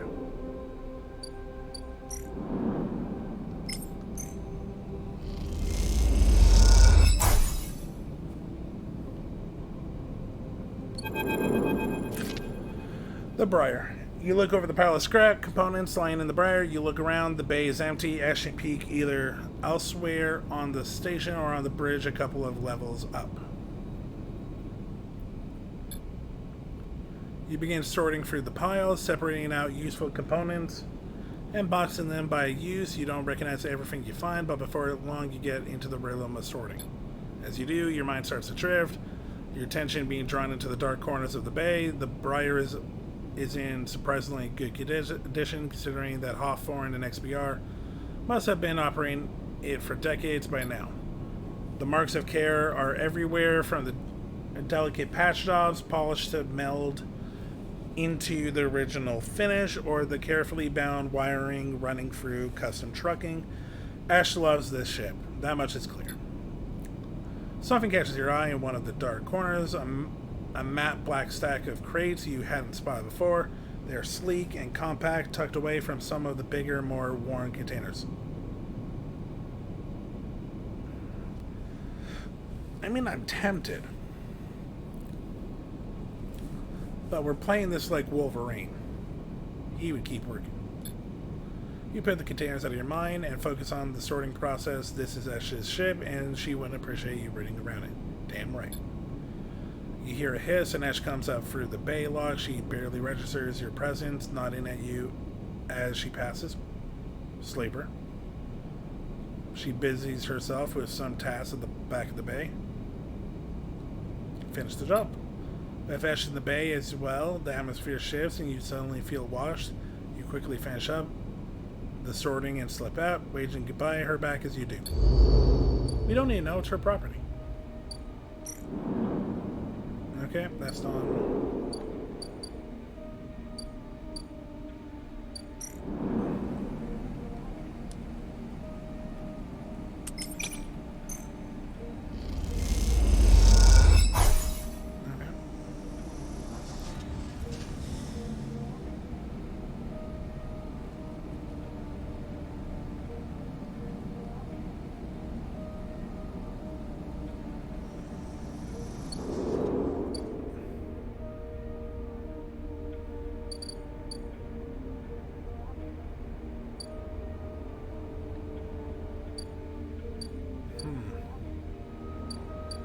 Okay. Let's get some sleep.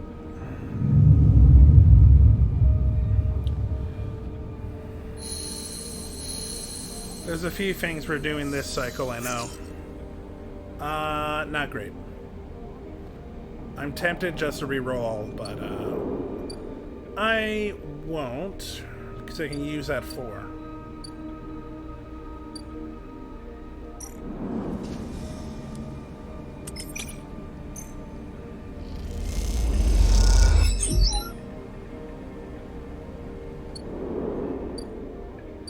Now I will. Nah, a little better, a little better. Yeah, I need to get food.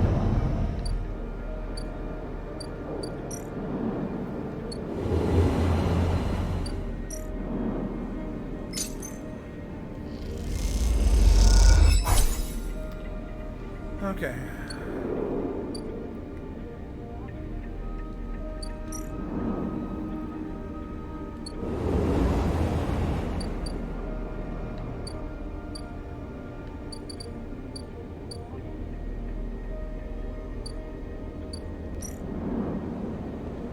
Let's just grab this now.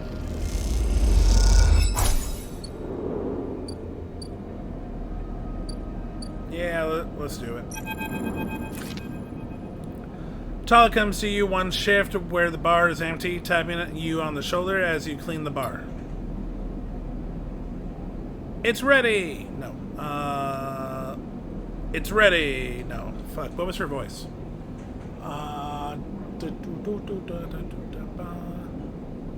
It's ready! No. It's ready! No. It's ready! Hey, how's it going, sleeper? What's going on? How you doing? Okay. She's grinning from ear to ear. The girl. Obviously! She grabs you by the arm before you can ask anything else and drag you into the back room.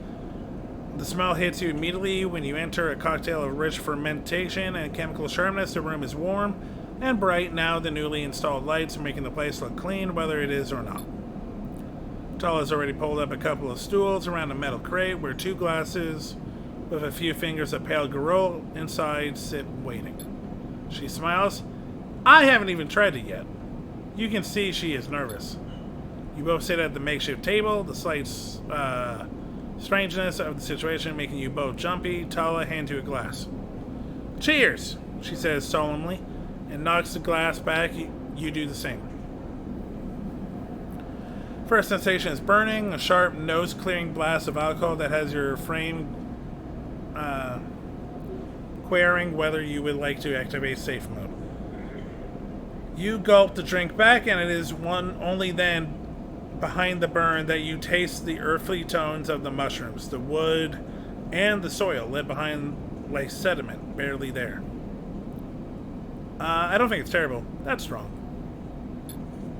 Tala nods vigorously. Woof, that was heavy.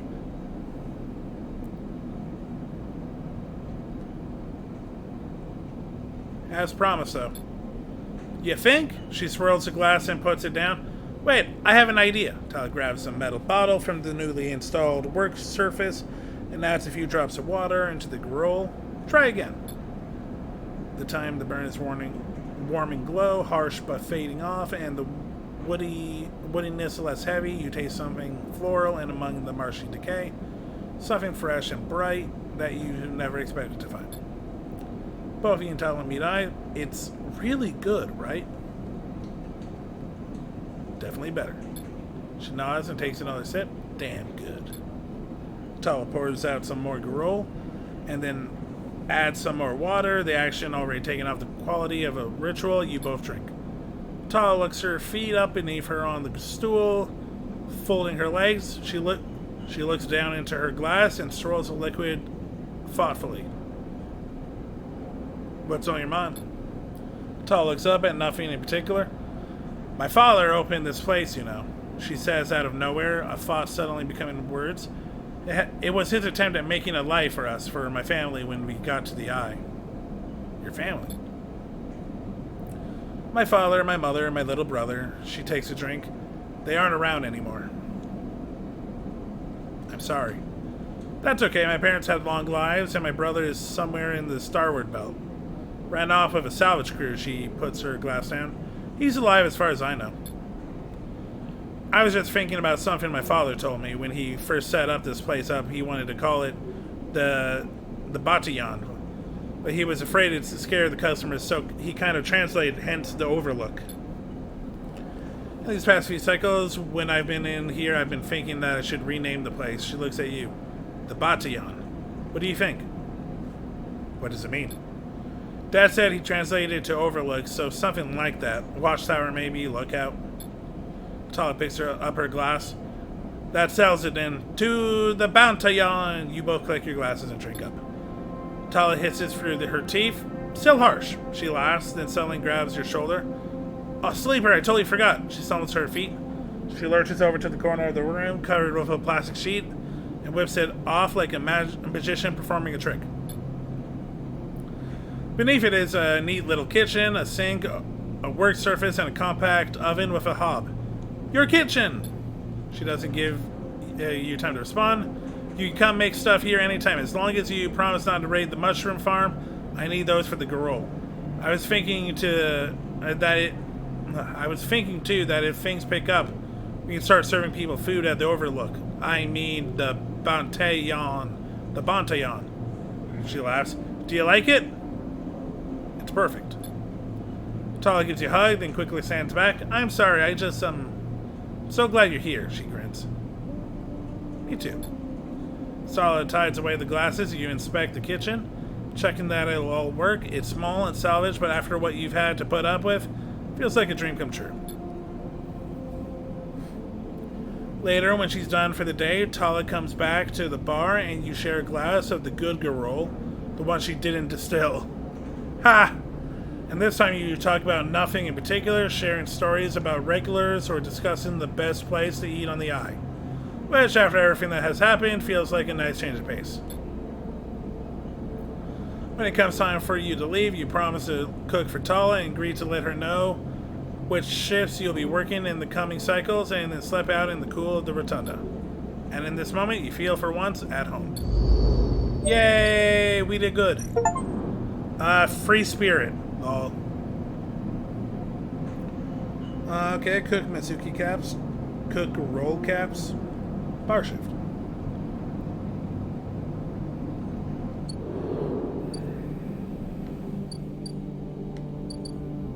We're getting a lot done this stream.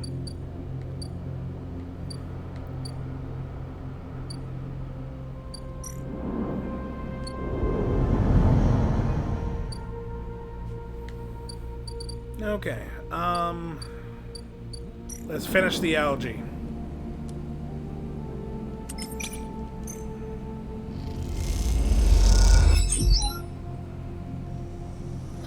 Okay, now we gotta wait.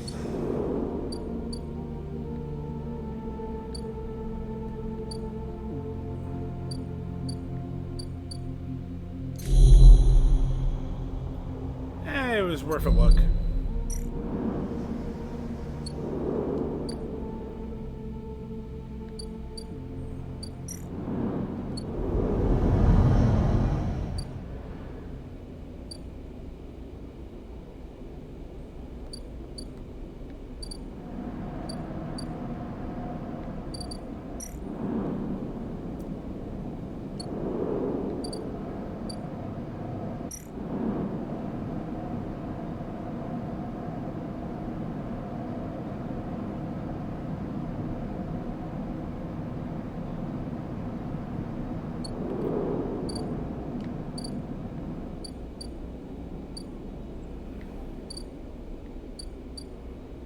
Let's go to Minji.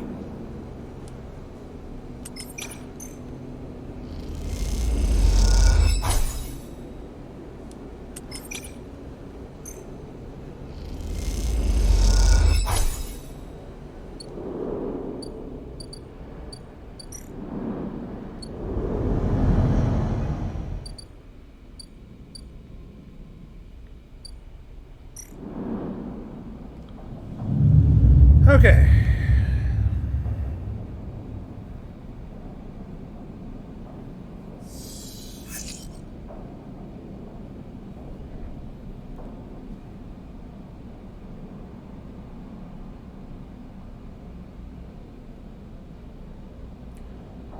Oh, also, Sleeper Ring, I did see the, Oh, Zepti, sorry, I didn't see... Sorry, Zepti, you're red like the Pokemon community game, so I didn't see it come in. Hey, Zepti, how have you been? How was your holidays? Happy Christmas. Same with you, Sleeper Ringing. And I did hydrate. I didn't say it, but I did it anyway. Sorry. But yes, I hydrated. Thank you for the bits. Yeah, sorry, it's hard to see anything else when it's red because Pokemon Communicate game is all red.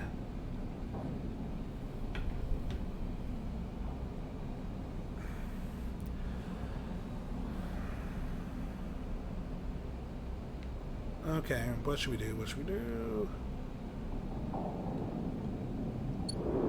Okay, let's, where are we at for the algae?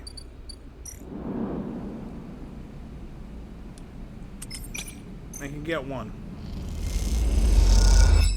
There we go, we're done. So much talking. You're leaning against the metal crates you just loaded up with algae, packed and dried into bright green pucks. Ash hops onto one beside you, flexing her aching back. Is this enough? Ash squints at you as if just interrupted her train of thought. If a look had become a Philomere with a little... Sorry, throat's getting a little dry. Hydrated, but that was the last of my can. It doesn't matter either way, this is what we've got, she sighs, rubbing the back of her neck. In these past cycles, working the algae sac with Ash, she had little insight into her mind. She rarely seems happy to start a conversation, but is always eager to end one. Despite this, you feel like something has grown between you. Something like silent trust, the kind that tends to seed itself in the fertile soil of hard but necessary work. Of course she's concerned. There's something I've been meaning to ask. Ash raises her hands cautiously. Go on. Why escape XBR? Ash pauses, her protective instinct fighting with the trust you've built. You can see her begin to shrug the question off, then she stops, rethinks, and sighs. What you need to understand, Sleeper, is that Erlin's Eye wasn't the only place where the Solheim collapse happened. Sure, Hawthorne, where we grew up, was an XBR installation, but that didn't screen it from Solheim going under. Actually, Solheim was the only reason XBR were even here. She pauses, hesitation to get into the whole story, but wanting to offer something. She flinches, correcting herself. They are a service corp. You understand. They set up outposts in the surrogate systems like this to offer refueling, logistics, and maintenance service to bigger companies. With extraction contracts, she gestures to the eye around her, like Solheim. When Solheim went bust, XBR lost their client, and Hawthorne, while we lost everything, we became an outpost Tasked with just holding on. Keep the refueling platforms running, they said. Keep the outpost stable. Hold on to our claim. She rubs at her head, as if recalling all this was somehow physically painful. Do you think what it is like to spend your entire life in a place with no future? A place that exists only to hold a legal claim to a piece of territory? To shore up, reach off contact negotiations between two corporations? It's like living in a she searches for the word, her eyes jumping back and forth. In a grave. She clenches her hands. So if you're looking for an answer to why, questions that your answer, Peak and I know what it's like to be forgotten, to be locked out. She stares hard at the side of the stack, the algae whirling against the glass in beautiful patterns, and she doesn't look away.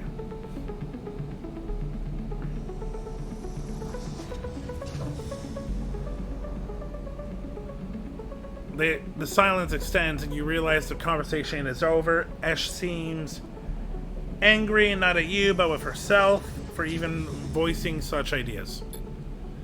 And after a while, you stand and start to load the crates onto the powered cargo trolley that Esh will run back to the Briar.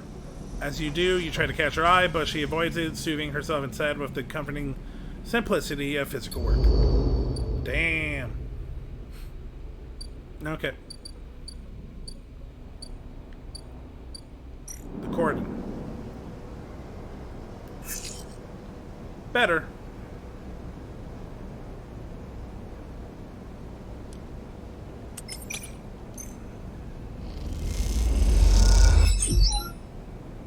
I just need one more. Let's risk it. There we go. Goog and team. Thug extort suspicion.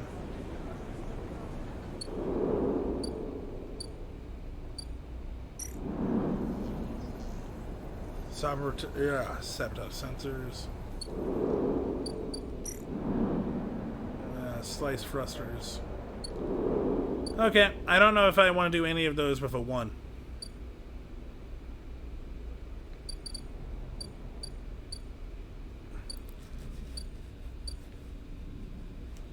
Wait a minute, I can't even buy food at the cantina? Lame. Lame.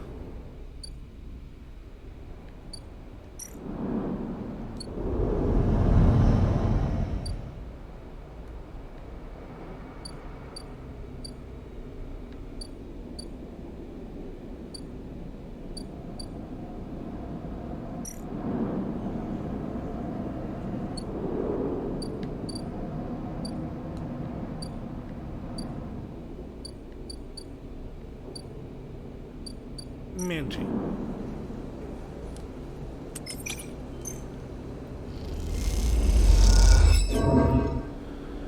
Whatever. Okay, I didn't realize I had 3.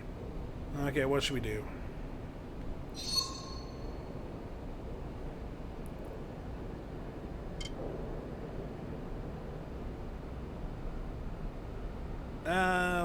Endure. Yep. +2.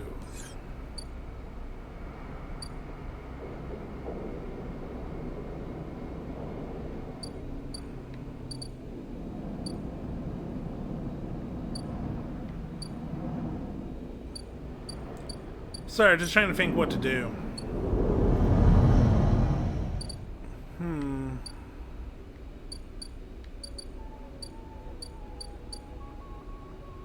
Okay. My thought process is, do I use the pill now or do I wait? I think I'm going to use the pill now because there's still so much work to do. And I could use the 5.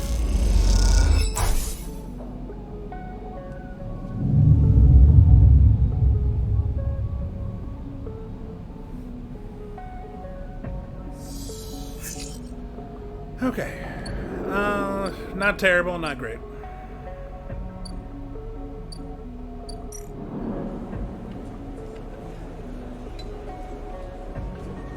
Let's get a crew.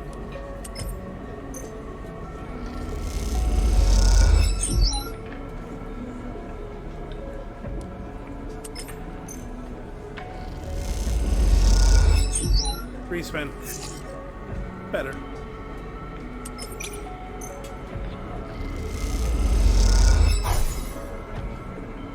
Not great.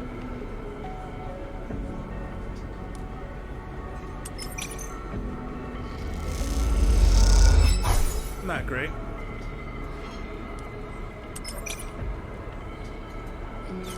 I can't afford that. That would be really risky.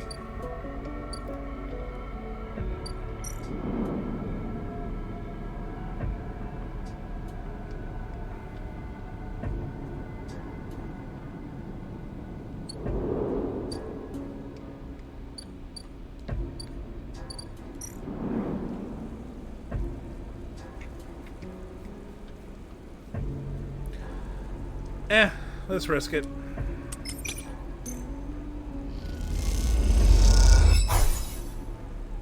Yeah, not great.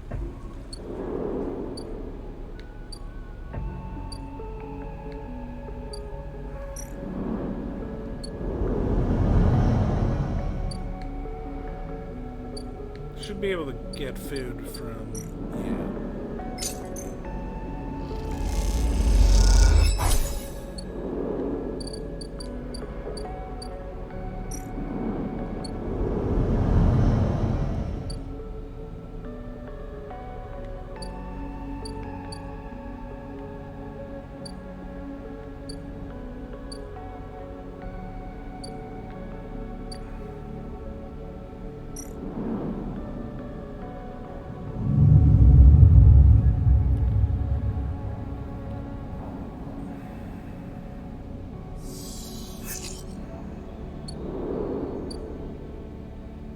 Not great rolls. Not gonna lie.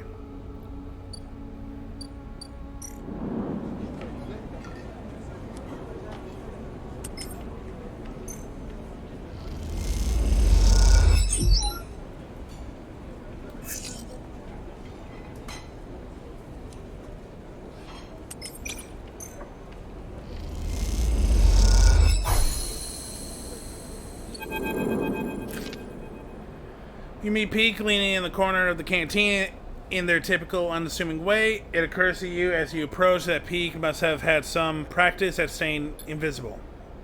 All good? They look up from their slate. That crew you were talking to, they nod to the group leaving the canteen.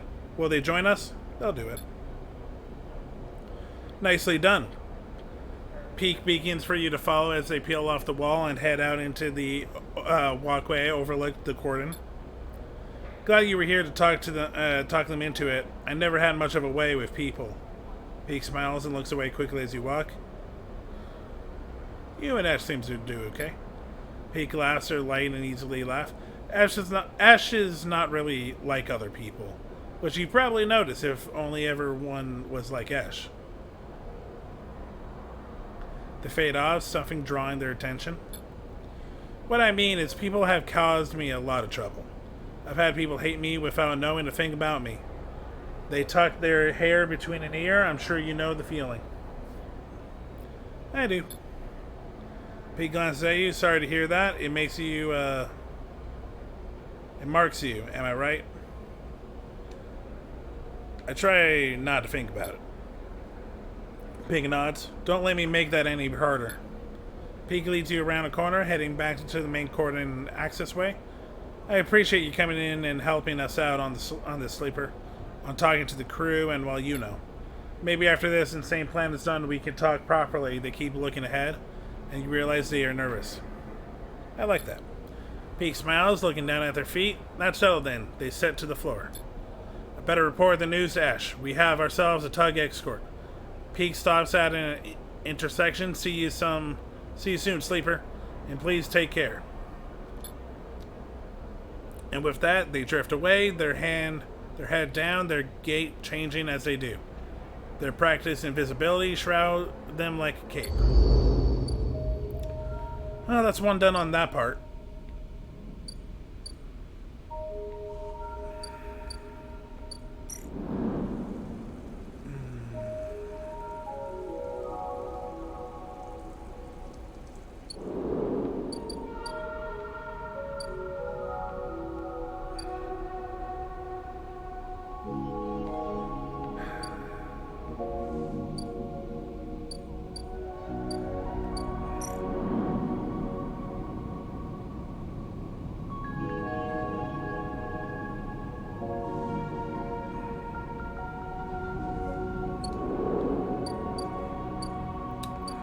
I don't know what to focus on, that's the problem.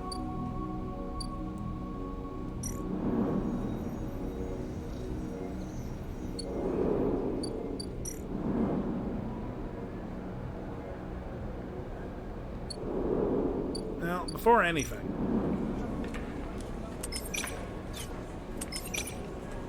let's get this down.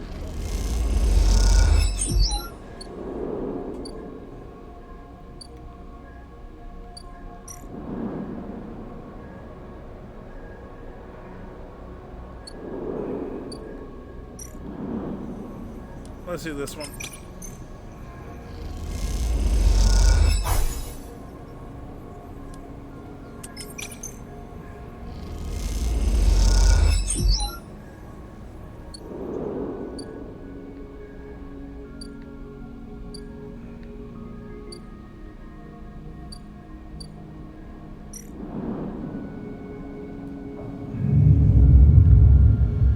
Okay. We're cutting it really close. I don't know. I don't think we can make it, but I'm gonna try.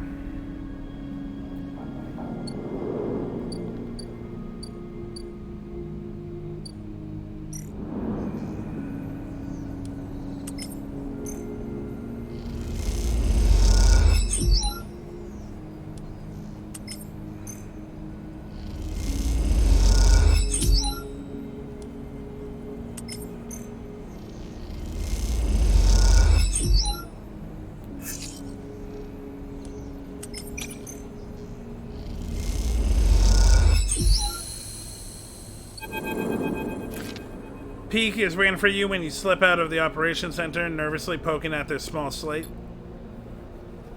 Sleeper, they hiss. Oh, Sleeper. I followed what you were doing on the network. Incredible work. How do you do that? It comes natural. Peak smiles. I can't tell if that's modesty or just the truth. Interfacing skills like that. It's almost worth being. They stopped themselves. Sorry, I didn't mean. Don't worry about it. Peak nods. Sorry. You and Pete quietly slip into the main walkway and work your way back to the public areas of the cordon. Haven Age has had it quickly respond to the flotilla's arrival, and that means a lot of contractors and spacers walking through these corridors. You blend in easily enough. I haven't really met a sleeper before, Peak begins, as you might have guessed. They smile nervously. Hawthorne is in XBR service outpost, and since the collapse, no one came for refueling or repairs anymore. So my generation has never met anyone outside the company. We heard about sleepers, and not in your direction, from the data packets that come through XBR every once in a while. They usually contain news along with the corporation propaganda, but the reports were light on the details. SNR have kept the sleeper program pretty quiet anyway. I think XBR are only interested in telling their employees about it because it made living in our company town look like a good life, in comparison to being a piece of a corporation property. They freeze. Sorry again, I don't mean they look down. I'm just not sure how to talk about this stuff. It's okay. Peak smiles. I'll shut up about it now. You walk on a little further, the walking becoming bustier. You both relax a little more and go with the flow of people. I just want to say I think I understand. They begin again, clearly that this has been on their mind. I understand the need to escape, to get free of it all. They laugh at themselves. The structures assess the company horizon in a company town. They stare ahead. The small place, the small corridors, small people. They look away, the slow death it brings. That's it. They turn to you. I get why you signed up to be a sleeper and why you escaped from that too. Stay silent. Peak looks away. There's altogether too much running through your head, too much to say. You walk in silence again, each of you in their own thoughts, but moving together through space nonetheless. After a while, you come up to the entrance to the cordon, where handfuls of workers and crew filter in and out through two huge loading bay doors. Peak stops. Okay, they pause. I'm heading back to the Briar. Once again, incredible work on the sensors. That blind spot you created, that should give us a real advantage. See you soon. They head off, disappearing into the crowd, almost immediately outrunning their own nervousness. Oh, that's nice.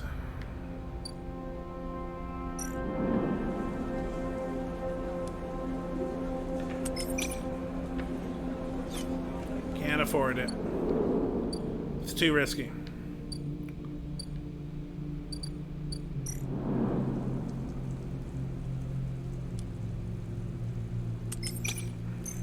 Let's try.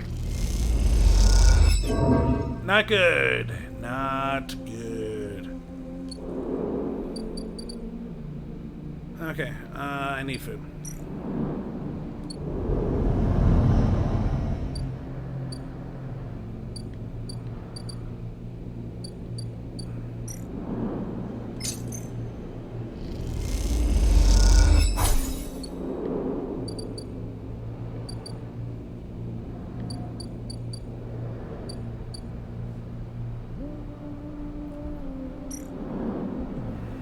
Okay.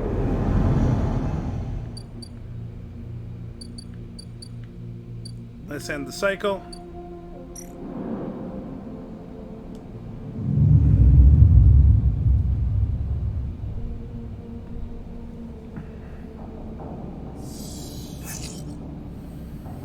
Not great.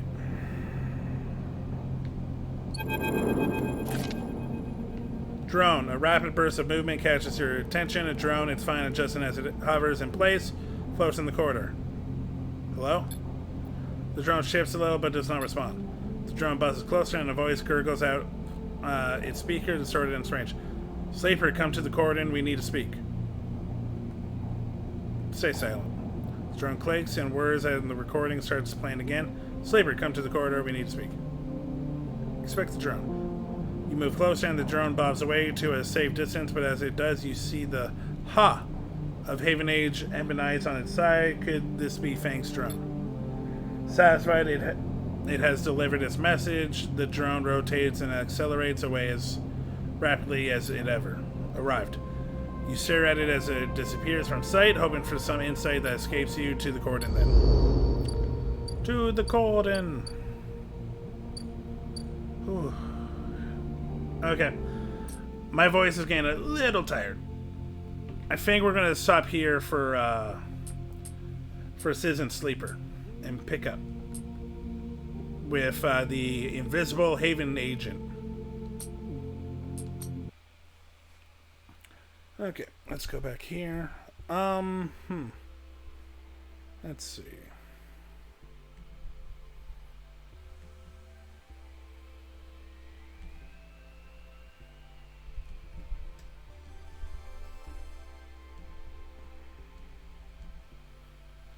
I'm not gonna lie, guys, it's been a long day. I think I'm going to end it a little bit earlier.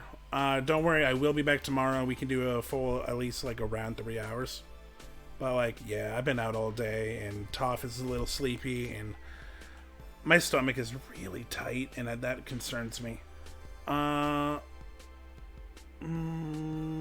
know what? Let's raid Zepti. Zepti's doing a Lethal Company. Those are always fun to watch. Raid Zepti. Okay, guys, like I said, I'll see you tomorrow around the same time, around 7:30. Don't know what we're going to do. I might do something special. I might just play the finals. Who knows?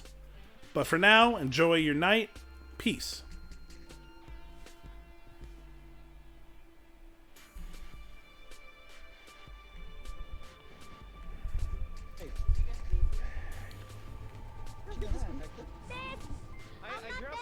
I dropped the mask. I'm not dead. I just replaced Hey Silver, thanks for the raid. everyone. Appreciate the raid, buddy. Hope you had a good stream. We're just playing some Lethal Company with the gang. We're trying out the mods. Hi. We already like crashed like 5 times or something. I'm going back in. I get to eat. This thing on cooldown, it's still on cooldown. It's a big gang. What happened? What? What do you mean? What happened?